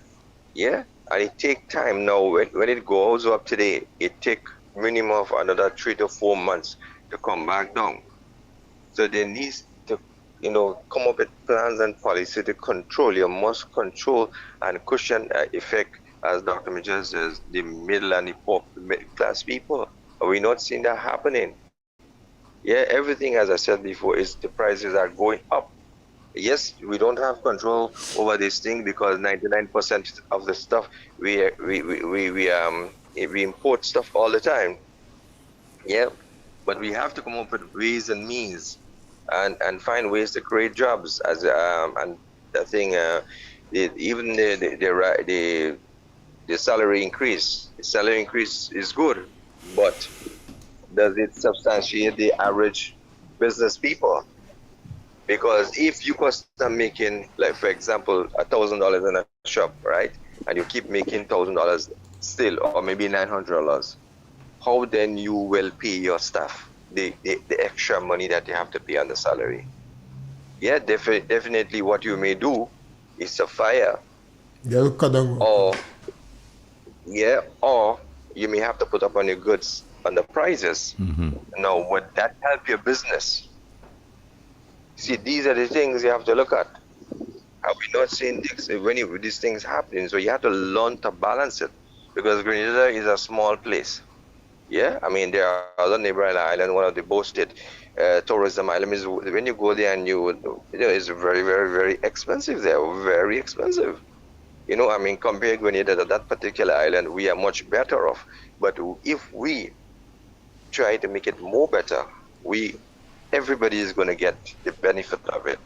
We're not seeing this thing happening. And as I said, you just cannot blame the frontline politicians. The policy advisors have a lot to do, and they're not coming up with the ideas. Yeah? Yeah. They're not coming up with the ideas. They need to find that, they need to do that quick, because you're losing ground. Yeah. Yeah? Yes, Scholar, you're correct. And they may lose ground that they cannot recover from. Irreparable. But the minister... Yeah, because it is that the economy is something like a constant domino effect. Yeah? But if the poor man, if the money is not reaching the poor man, that poor man, first thing you go and teach somebody blog or somebody man dashing, you go look to thief food. They're just starving. Yeah? These are the things that we will have. We have to think. And you must, as I said, you must come up with ideas to control these things on them, or else you go all out crash. Yeah. Yeah. Yes. That is. Yeah. All right. Have a blessed morning, gentlemen. Yes, thank you. And he's correct. Mr. Pierre, when in the last budget the NNP presented, the present Prime Minister referred to the budget as tokenism. Will I take the call? Hello? Good morning, Master Carl. Hey. Yeah. Good morning to Mr. Yeah, Pierre. man. Yeah. Now, I always say, gentlemen, some people go say, well, hey, like that man switch. No. But I want to see this government succeed. And the reason why I ask, because we live here. If they fail, it means that it affects all of us. All of us suffer. So I don't. But there are some fundamental questions I want to ask here. Now, was the economy better under the NNP in contrast to what it is now? 2, do we have more people working now under this present administration? And 3, if they are collecting more revenues now, can you tell me what they would have done since coming into office?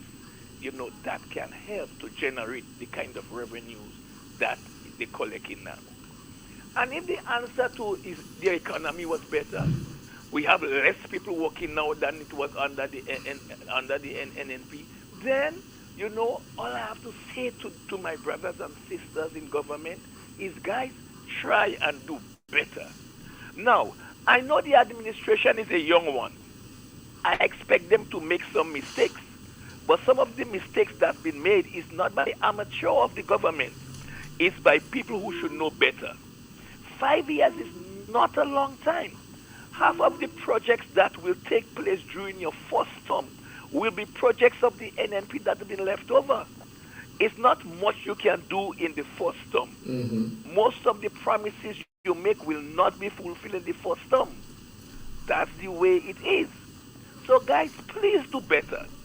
And I said, now I realize why Ukraine is not getting the necessary ammunition what they need to fight the Russians, because the NDC seems to be giving all to the NNP.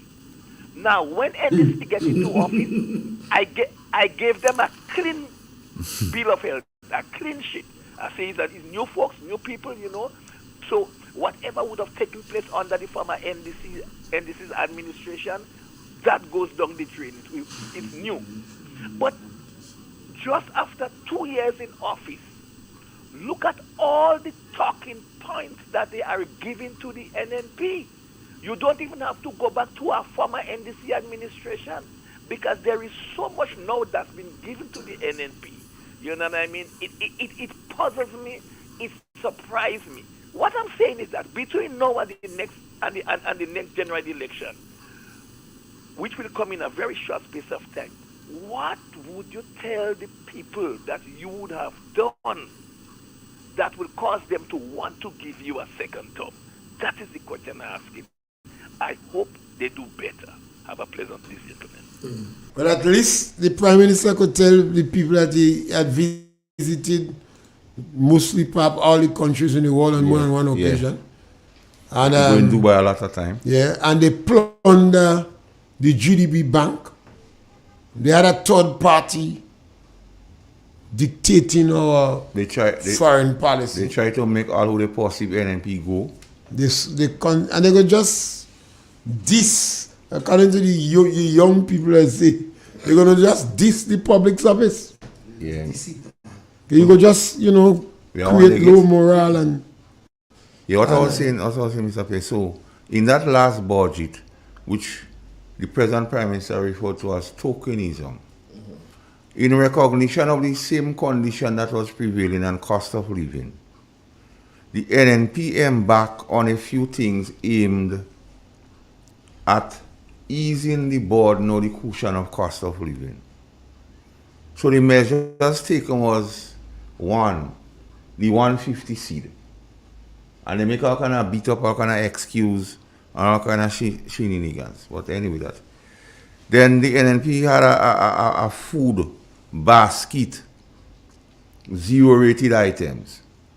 We know we didn't have the levy and so on, and VAT on electricity and water. So there were things for the ordinary man that could have eased the ordinary man. Now, this government came and one of the first things they did, they say Grenlec losing money. So they bring a levy and whatsoever on electricity. Grenlec is the people's company. So how could a massa cow, massa bull, how could you lose revenue to the people? You understand, Mr. Pierre? And that is the mantra, you see, as the mindset of the National Democratic Congress. It's about big people or big business. Always comes before the ordinary man. Case in point, you mentioned it, $22.5 million spent or allocated or whatsoever for independence, but yet still the small man saying he ain't see nothing in that. Then we started to talk about the procurement, to move the procurement from 15,000 to 100,000, and we know it is only yellow chests that will benefit from that. So yet still, like a man says to me, Master Carl, he came here for independence, he said, watch, I left and go. Then this thing come out pension, I come and collect my money and put it in the bank and I go back.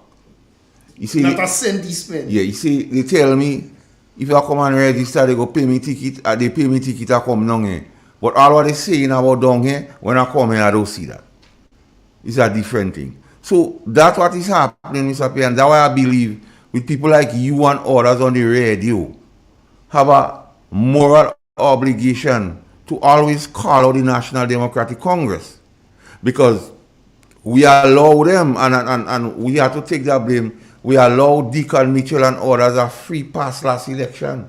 We didn't put them under no scrutiny. All we mentioned about them was pie in the sky. When I believe now, what we should have done was to expose. Because when they came and talk about we go pay, we should have explained the whole thing of pension.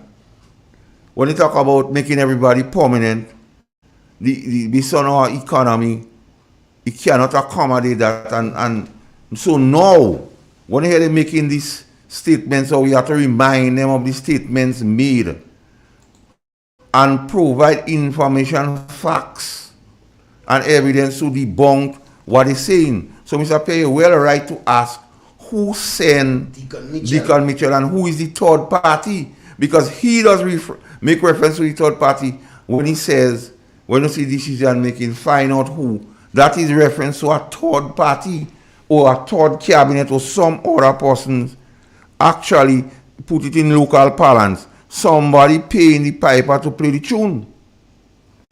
And we, on radio and other forums like this, it is not a matter of wishing the National Democratic Congress bad, but at least to put them on notice to know that all they're going the wrong way, change. The last caller mentioned about the economy. And for the amount of business that has closed since the Congress come in, the amount of people who taking, even now, Asa, where the government before the past government used to assist persons in paying water bills. That's happening now. They say the least maybe it's about 20,000 people to cut out. So that's to tell you 20,000 people who will tell you the economy is not better. It's worse because they can't even afford. Like one thing, I get a story, when they tell you man on the list for this connection, say, what can I do? If you have to cut out, you have to cut out. So the next thing about employment, after Lennox Andrews makes all this thing about employment figures, but when you pass every day, Mr. Pierre, on the roadside and on the blocks, and persons you know in your own village who used to be working and are not working now, you cannot say employment is better now. And if you talk about the collection of the monies, because there's a boast about how much monies was collected from through CBI. Lennox Andrews say after they pay out all what they have to pay out, they have so much surplus for capital project, but yet still we're not seeing one capital project, Mr. P. And that has to be concerning. Because if a minister in government could go in the people's house, which is parliament, and say to the nation, we have surplus money, and then you hear Dennis Cameron asking where we go get money from, this thing is confusing. Because under the two persons, Mr. P, I always believe would have pulled this government steady. Because one of the education and two, the experience being in the public service. And either one of them, Mr. Pierre, could hold any position within the public service. So, under this stewardship, we have to challenge these two persons along with the Prime Minister whenever we speak. Those others we know, they ambitious, like Tevin and them, and Andy and them. We know they're ambitious, but them is rookie. So we could look past stupidness they're doing. We could mention it to them and tell them what you're doing stupid, stop it. But the buck stop with Deacon Mitchell and Lennox Andrew and Dennis Cameron, because they are persons who are to be, and nothing cannot exonerate and handle to a certain extent in the politics a long time. And that is the so when you come and talk this nonsense about gift and Samoa agreement and the good people, you have to realize something wrong. And only when, Mr. P, we spoke about the breakwater project, they're going to try something. And still yet they're giving misinformation to the people. Because they know the funding agency, the CDB, one of the requirements is the EISA, which speaks to the environment on social, so on, and the EISA, the Environment Social Impact Assessment. They know that has to happen before the project starts. And they know that will take 1 year. And even the drawings they presented by saying they was working behind the scenes and working hard was drawings already approved by NNP.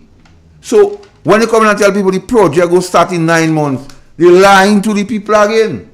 So these are the things we have to continue, in my belief, to educate the people one, give them the facts, and to call out Joseph Andal and these guys and them and tell them stop this thing. Because although not doing all yourself, as Mr. Pierce say, any political favors by continuing to speak untruth. And in mere fact, with the Samoa agreement, did a lot of damage to the reputation of Joseph Andal. Even so much as you have information suggesting that the ticket was cancelled for him to go in Brussels. And even when the Ghanaian president was here and you hear he's supposed to be on the program to introduce him and then you see that happen, you keep wondering why. And then when you hear chatters on the street speaking, Mr. P, and asking, because Ron saying a lot of things now, and you have to know what was the real reason for transferring Mr. Cornwall from infrastructure to finance. And these are the things we have to continue to hold them and them feet to the fire. Let me tell you, Carl. Hello? Yes, Master Carl. Based wow. on the statement you are currently making, right? And the third party. No, third party meaning that person are the people that is not in Grenada. No, it's about leadership, right? No, if you are the frontline leader, okay, that means you are reading exactly what is on the ground, and your decisions are being made based upon that, and your statement that you are making on national and on all media are based. Because right now what you're seeing is, if for example under Dr. Mitchell, whatever Doc says, Mr. Boyne says, or Mr. Bowler says, or Miss Emmeline Pierre and others, most of the it just one statement, right? One statement, one thing. Everybody speak with one voice, but no, it's not. No, you're not hearing that. And when you say the third party, that means that third party is out of Grenada. Now, if the third party is not in Grenada, and you're making statements and want to pass certain legislation or whatever from out of Grenada, right? Then there's a question. Because you're not here, so how you could be making decisions from outside? Yeah? And every time, based on anything, not only on politics, if an institution is out of that said country, and you're saying out and making, you will have to have the reading of the current, and then you made those statements and the decisions. And that we're not seeing that. Yeah? We want to see this. Yeah, everybody should speak with one voice, and I think that one voice is not coming. And as you said, different people make this different statements. So be it. What can you say? Yes, and even if Mr. Pierre, you see, one has to understand, and it's not a matter of we come in here and bash anybody, and we're just dealing with the reality. Even the Prime Minister, when he speaks, he gives you a sense that you don't believe what he's saying. Because look at the simple thing with the picking up of the nutmeg, Mr. Pierre. But those of us who know about picking up nutmeg and listening to the Prime Minister explaining nutmeg, you wonder if he get that from AI or something. And the Prime Minister has to be believable. You cannot believe the Prime Minister conveniently because of political persuasion. Because he's the Prime Minister of the whole nation. He's not the Prime Minister of the NDC. And that is the problem. Because a lot of NDC believe now that NNP has no say in Grenada. When you hear persons making statements like they only now proud to be Grenadian, that is an utter ram good statement for anybody to make. And the persons making those statements are the one who claim that they have a lot of briefcase of sophistication and have sense. And the NNP people are ordinary. But when you put what they say to the test, it always coming up short, Mr. Pierre. Yeah. Definitely, it's a sad position to be in because you want to believe your government. When your Prime Minister speaks, he's the chief shepherd.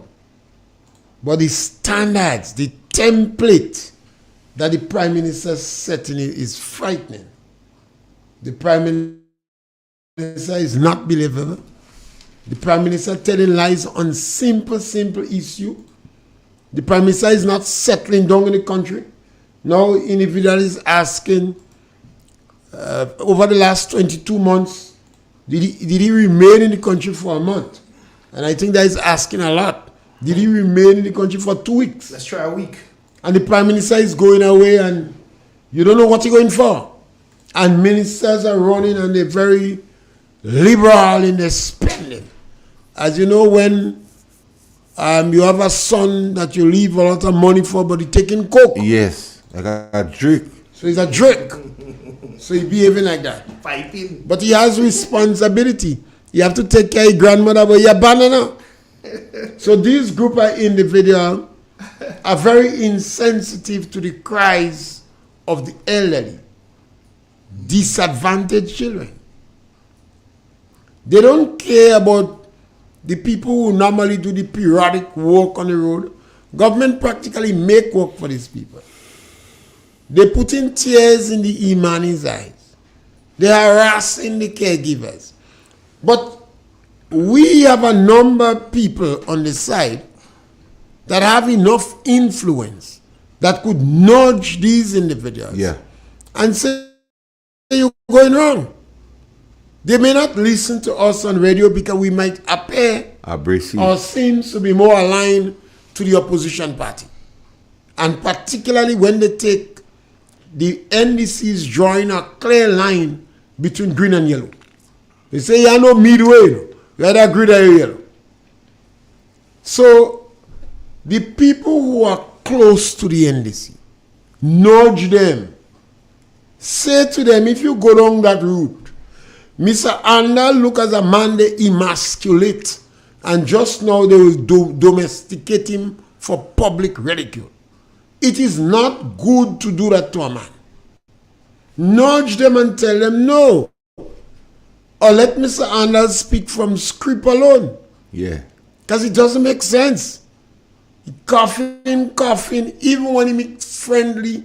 Mr. Forrester supposed to be the most friendly interviewer that the NDC have, because the two that was promoted by Deacon seems to have fallen out of favor. Yeah.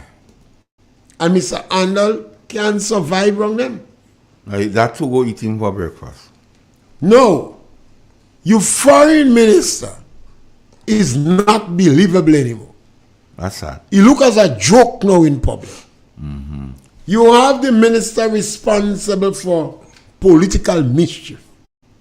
He is the prime minister. So right now, he gallivanting because he could go around and harass ordinary people. Ordinary people.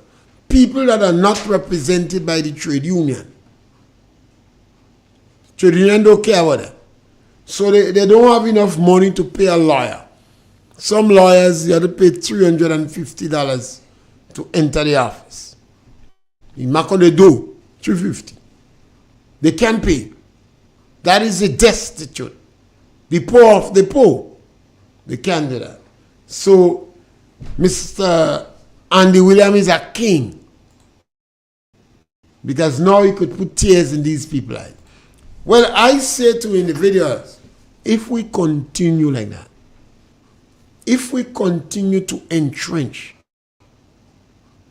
this systematic political victimization, while so much of Grenadians, including the trade union, applauding, what is going to happen when the pendulum turn around? With Mayday, you know, Mr. P. And they say up that side is the St. Patrick's, eh? You always have issues to celebrate Mayday. Yeah, with Mayday. Today, the teachers' union is in donkey glory. They're in glee. The public workers' union don't care much about people in the lower income group. There are some people that fall that paying agency fee, but they don't seriously consider them as members. So they go sing some song, they go dance, they go la. They're going to play some tribute to the NDC, to the Deacon Glowing Tom. All the ministers was there, and then we're going to have a good time. You know, what is sad? What we establishing a template that we're going to pay a high price for in the future. Because once this economy going a tailspin, the very union will be affected. Yes, we'll take the break.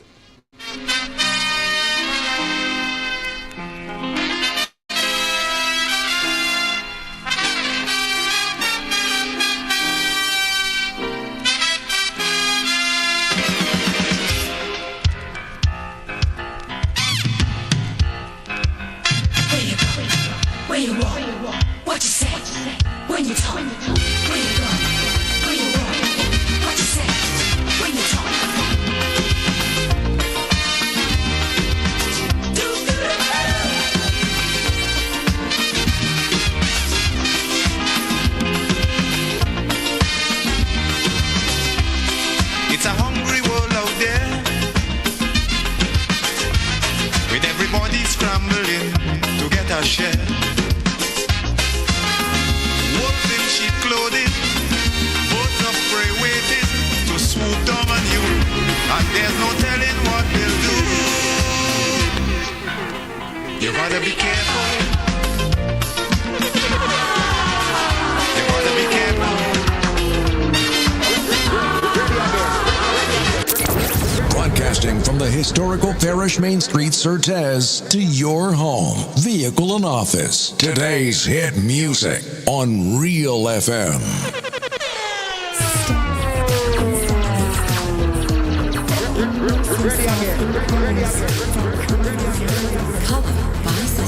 Let your imagination run wild.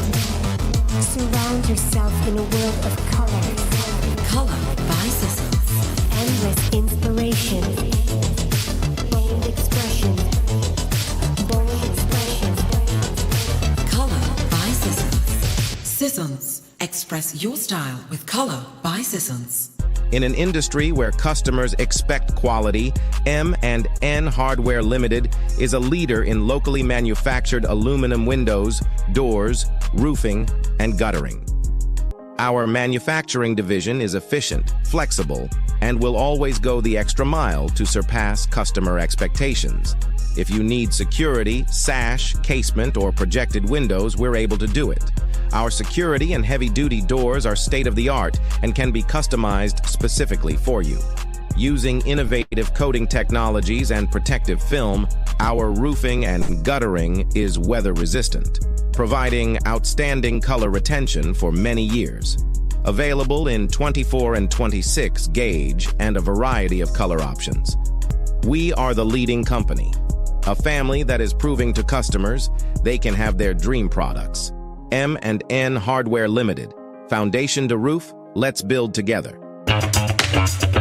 Like family, it's always exciting when lottery players get together. Now the lottery games are joining in the fun. Check out the multiplier family of Instacash games. 5 times the cash at $2, 10 times the cash at $3, and 20 times the cash at $5. On your tickets, match any of our numbers with any of the winning numbers and win the prize below that number. There's more. Multiply your winnings up to 5 times, 10 times, or 20 times more. Winning is easy. Play Monday to Sunday. There are no draws to wait on. Win instantly. It's the multiplier family of Instacash games with over $675,000 to be won instantly. Don't just buy one, buy all, because family is everything. Must be 18 years and older to play. NLA, making family dreams come true. 2024, Itel City Sports present the 4th annual Football Under the Lights at Roselle Plain Field in St. Patrick. $20,000 up for grabs in cash and prizes. First place winner in the senior will receive $4,000 and under 17, $1,500. Second place, $3,000 and under 17, $1,000. The dream team all the way from St. David's is ready to defend. Come witness one game nightly on weekdays and 2 games on weekends. It's 2 competitions, one for the seniors and the other for under 17. Registration fee $400 for seniors and under 17 is free. All teams will be able to register at least 20 players. All players must have their uniform and must be numbered. Contact 538-7509 or 406-9580. Football under the lights. Saturday, February 3rd until April 30th. Roselle Plainfield, St. Patrick's. Be there. It's time to hit the road again with Grenada Cooperative Bank Limited for the annual Pump It Up Family Fun Walk. Gather your friends, bring out the family, organize your group, come out in your numbers and pump it up to a healthier lifestyle while supporting a worthy cause. Join us in Carriacou on April 14th at 4 p.m. as we pump it up from the Harveyvale playing field to the Hillsborough playing field. Then we bring the action to the mainland on April 21st at 4 p.m. from Montrouge playing field to Kirani James Athletics Stadium. It's a fun family affair with lots of prizes and giveaways. Register today because this is the final fundraising push for the re-establishment of the Carlton home. Individual packages are $20, while packages for groups of 3 or more are $15 each while stocks last. Register online at www.grenadacoopbank.com or at any one of our retail banking units. Visit our website for more details.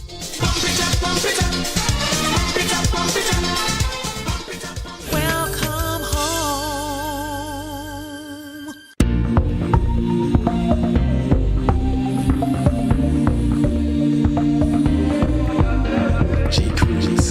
Save water. Save water. Save water. Save water. Save water. Save water. For me and you. Save water. For the future too. Save water. Every drop we can. Save water. For the Caribbean. Save water. Save water. How do we save water? Invest in making things better. Make things better. Make dams, reservoirs and pipelines stronger. New policies and plans to take action. Educate the entire nation. Water is a finite resource that needs urgent recourse. Save water. Save water. For me and you. Save water. For the future too. Save water. Every drop you can. Save water. For the Caribbean. Save water. Save water. The whole Caribbean in the same climate. Same problems and same challenges. Together we'll find the solutions. Together we'll take action. Our water secure Caribbean is a crucial mission. We need some urgent action. Leaders of our nation. Save water. Save water. Save water. For me and you. Save water. For the future too. Save water. Every drop we can. Save water. For the Caribbean. Save water. Save water. Save water. Save. Don't let your water bill get too high. Save water. Save the water that falling from the sky. Save water. Full up your blue barrel. Save water. Full up all your barrels. Save water. Full up your blue barrel. Save water. Full up all your barrels. Save water. 50 years as an independent nation. Now that's a reason to celebrate. Bank on a bright future with Quad Bank as we celebrate more than 50 years of partnership with Grenadians. Aspire, build, and advance with 100% financing to buy land, purchase or build your home, or make those much-needed home upgrades.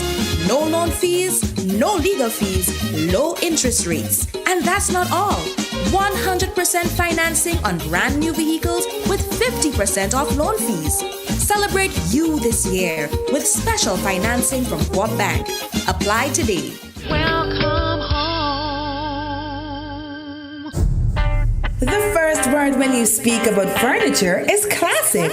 Yes, at Classic Furniture, they design and make the best in local furniture. All their products are made from the finest local wood available on island. You think it, they design it, and make it to your expectations. The highest standards at the best possible price. And they also provide higher purchase for you, their valued customers. Located on Ben Jones Street in Grenville with their factory at Chantimel in St. Patrick. That's where you need to visit when looking for products made of the finest local wood. They deliver and install items at no extra cost. Your satisfaction is their mission. The extra step is taken to ensure their customers are completely satisfied.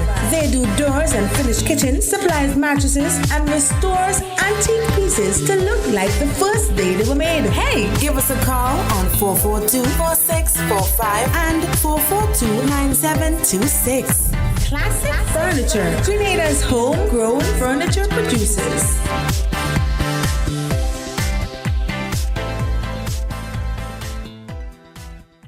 The Caribbean Tourism Organization's 2024 Sustainable Tourism Conference is coming to Grenada in conjunction with the Grenada Tourism Authority from April 22nd to April 24th at the Radisson Grenada Convention Center. Join us as we delve into the theme of the 5 Ps: people, planet, prosperity, purpose, and partnership. Whether you're a student, an industry professional, an advocate for sustainability, or a company driving change with innovative eco-conscious practices, there's something for everyone at the 2024 Caribbean Tourism Organization's Sustainable Tourism Conference. Mark your calendars for April 22nd to 24th and register now at CaribbeanSTC.com to be a part of the conversation that will shape a brighter future for sustainable tourism in the Caribbean. Brought to you by the Caribbean Tourism Organization and the Grenada Tourism Authority. Don't miss this opportunity. Register today at CaribbeanSTC.com or call 440-2001 for more information. From the north, covering south, east, and west. This is Real FM.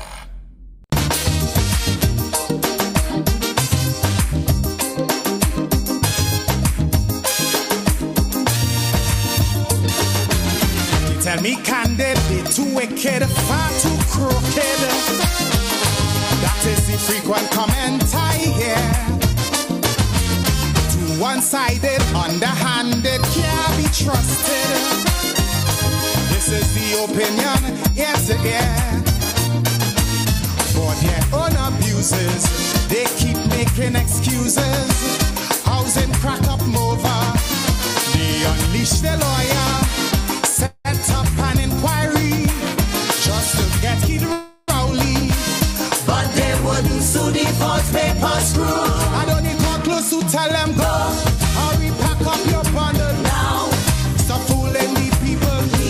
The country taking a beating, so maybe I repeating. Go.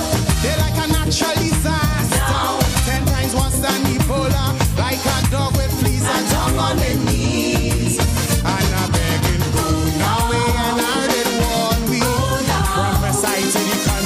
Streets turn into rivers, then into seas. Is why I'm singing. Now this is my humble petition. Announce the date for election. Go now, please. Accidental, detrimental, could be lethal. Are you willing to take that chance? Much too seedy, they too greedy. Mr. Francis Spear, I've known you as a fearless guy. Very fearless. Now, we speak a lot and we expose the National Democratic Congress. What advice would you have for the NNP in respect of all that we've seen happening with the Congress? I don't know why you add I know you as fearless on that. Where politics is concerned, I've always expressed my views and I say I don't openly flaunt a political party in Grenada. Not that I don't support one, I'm not neutral, but I open front one. Now, one of the challenges we have, and perhaps the NNP had, because the NNP will cripple the NDC in election. The NDC is just not a political party that is inclusive. And anytime you sit down and discuss the politics in an objective or rational way, NDC is going to lose. Because the NNP is a very inclusive government, a very tolerant group of people. They have a history and practice of being tolerant. Now, let me give you an example. Now, let us suppose the political party, because of the history of the NDC, you would hear the rank and file on the ground saying the house open for everybody. There is room in the house. That is a level of inclusiveness. The NDC won election, fair and square, 9 seats. The NNP lost. They in the opposition. 2 years has passed. And when you watch this bunch of vultures and jokers, you could practically see a new NNP winning the election. Or not a new NNP, but NNP winning the election. The NNP going into a convention. And there is likely that you have a new leadership of NNP. Once you have an election, it doesn't matter who win the election. Once you have rallying around who win, whoever win the election, the rest endorse them. The NDC have to change the name after this election. The National Democratic Congress, they need to change the policy. And as long as they carry the name, would be a stigma that they are hostile towards people in the lower income group. I have said to individuals on the Rum Shop, Dr. Kit Mitchell is the best political leader and success story in Grenada and in the Commonwealth. The most inclusive political leader that passed in Grenada after Eric Gary. Because when Eric Gary brought in Friday, GNP gone decree. Because Friday was one of the most vociferous opposition against Gary. And Gary could have dealt with Friday. NNP under Dr. Kit Mitchell could have deal with everybody. And I listened to the criticism against Kit Mitchell, Gregory Bowen, Peter David, Emmeline Pierre, and Miss Modest. And the level of tolerance that they show is a high level of maturity. So I'm confident and comfortable with all the potential leaders of the NNP that they will continue with that level of tolerance, that level of brotherhood, that level of forgiveness, that level of inclusiveness that Tobias Clement talk about that NDC don't have. It doesn't matter who win in the convention. If Kate Lewis run and win, she will do 10 times better than this joker that say try to pick up nutmeg. It doesn't matter if Peter David win, he will do better. If Emmeline Pierre win, he will do better. If Miss Modest run and win, she will do better. So I don't think NNP members have to worry or have to fear. What they need to do is to educate themselves on the policy of the political party so they don't never trick in history. No fault. I see too much of individuals and sometimes my heart bleeds for them. The elderly, the physically challenged, the disadvantaged children, the people on contract, the Imanis, Project Fly, Project Hope, how they trust these people that planning lies. So they need to educate themselves and understand that the policy of the NNP, and you have a history, you could go back to way back when and see the policy is good. Whenever they have the convention, you have an election, whoever win, you endorse them, you rally behind them, and you send NDC in the doghouse. They dissolve. I've never met a political party that deserve to lose like this group of vultures. Well, in my view, they're doing nothing to stay there. All they're doing is to take advantage on poor people, children in the name of color. And you don't even know why. Because even their own persons, supported them at the last election, they're doing things like that too. So like they seems to just have, like you always say, some class with the thing. If you don't have that amount of certificate behind your name, you can comfortably be part of them. But Wizard said that, He said inside NDC is NNP. So once NDC win, they winning all the NNP that vote for them. I've never seen a bad group so in my whole life.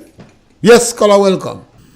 Morning, gentlemen. Morning. Yes. I do think Mr. Pierre should be answering your question, Mr. Carl. You know the reason why I say that? All they have to do, the NNP have to do, just talk to the people as per usual. Continue to talk to them from now until election day. Right. Just continue to talk to them. After you don't talk to them and you win, put the scams and them in jail.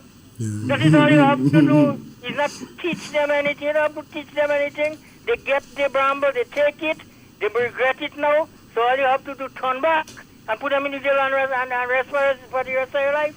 That's simple like that. You have to understand. Take care of yourself. Have a nice day, man. We're doing everything possible. We don't like this restorative justice. Now we have to get rid We of that. don't want vengeance. Time to change the change. We have to change that. We don't want NNP come in power and practice what NDC practice. No, you can't come and practice. We don't want that at all.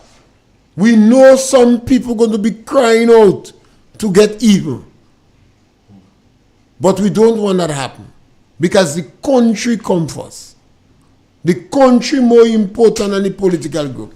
And if NNP historically showed forgiveness and inclusiveness and always look after the interests of the people in the lower income, the NNP must continue to do that. Irrespective of all the crazy, hostile, negative criticism that NNP ministers got over the last 2 years, they showed no vengeance. They showed no revenge. They still remain inclusive.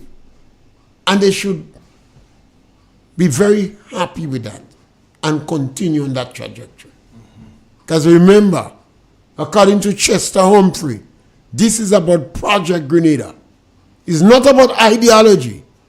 It's not about hate. It's not about restorative justice. It's not about plundering GDP Bank. It's what is in the best interest of Grenada. And people, I think, will feel much more comfortable with an NNP government. And it doesn't matter. I say Kate Lewis, and I call her name because perhaps she is the youngest one in terms of the leadership role. But any one of them, Emlyn Pierre, Peter David, Miss Modeste, Oliver Joseph, if Mr. Steele say you want to come back and only doing 10 times better than this group of vultures that we have. So it doesn't matter. And I think, and I heard a group say Dr. Keith having what you call this? A podcast. A podcast, and I welcome that. Yes, me too. I encourage Mia Mockley because we don't want these leaders to stay out of the political arena.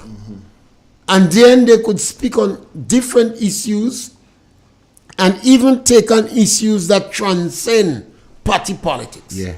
So I believe this is a issues. beautiful, and in the amount of contacts he have, he will be able to easier get access to other political leaders and etc. The podcast go do very, very well. Well, I believe that is a great I believe so too. Yeah. And you see, one guy said to me once, one of the big difference between NDC and NNP, he tell me is referees, you know. He said NDC do a referee. They're doing the wrong thing, nobody ain't telling them nothing. He said little things turning big things. Yeah. So it's referee. So nobody don't blowing a whistle. No, so the NNP would have enough individuals, quality, reputable, success story that you could piggyback on. I think that's the best thing for us to do. Yeah. You have like 5 minutes still. Closing argument. Before we close, the people say give them like a youth before we close. Sure don't want anything instead. Now they say youth, they want. One youth in high places. An NDC government will ensure that youth in agriculture and fisheries, youth in diplomacy and diplomatic affairs, youth in sport medicine and sport leadership. Youth in every division of every area and sector of government will be visible at every level of our political structure. They're lying. All right. Intentionally lying. The intent they also deceive the youth. To deceive the individuals. Sit down and plan. And you see, you have to press on youth. You have to press on it because he knew it was not true. Intentionally went out to deceive people. Every political party in Grenada have had youth among them. There is no justification, no need to bash and dilute the significance of the elderly to promote young people. None. And the NDC for years went after the elderly and retired. And now they have no youth. No youth among those who they promised to put. And in most of the political parties, they were youth. I went back to the old days of Gary, when you had Winston White and Donald and Whipple Ned and all these others. And in the revolution was the commissioner of police was 24 years, never been in the police force, and he's commissioner. You know? And all other governments after had people young enough. So there was no need to dilute the significance, to curse, to bash, to insult the elderly. But to lie to you. This present administration, Mr. Pierre, had no political enemies. You know, like if you battle a long time, you have battle scars and so on. The Prime Minister in particular had no political enemies. So when they started to make people go in Carriacou and the kind of places, he should have jumped on it one time and he'd have get some forward in himself. You didn't hear the insulting statement? Tell him go to court. Yes. He said go to court. He knows if they go to court, he's Lionel Cannell, 8 years. And by that time, they're so broken, well, they can't even pay the lawyer. This Prime Minister, every day asks, who sent him in this politics? Because he come for a mission. The previous opposition leader remind us about the electricity company. I just afraid he don't sell Nawasa. I don't want him to sell Nawasa. I don't want him to sell Nawasa too. Yeah, I believe he can sell. Green Lake could take blues. He go sell Green Lake. What pressure boss pipe? I don't know if he go sell Nawasa. I don't want him to sell Nawasa because we did know him. So now people go thirsty. So Mr. Pierre, yes, thanks for making the program what it was. And thanks for letting the people know what is not make thing. Maybe they won't believe me if I say that.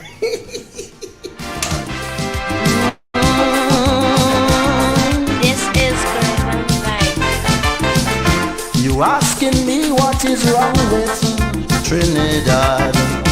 You can't understand why things go on so bad. You find we so rich in human resources, and yet the country going to pieces. Well, let me tell you, my friend, where we went wrong. After Eric Williams' old car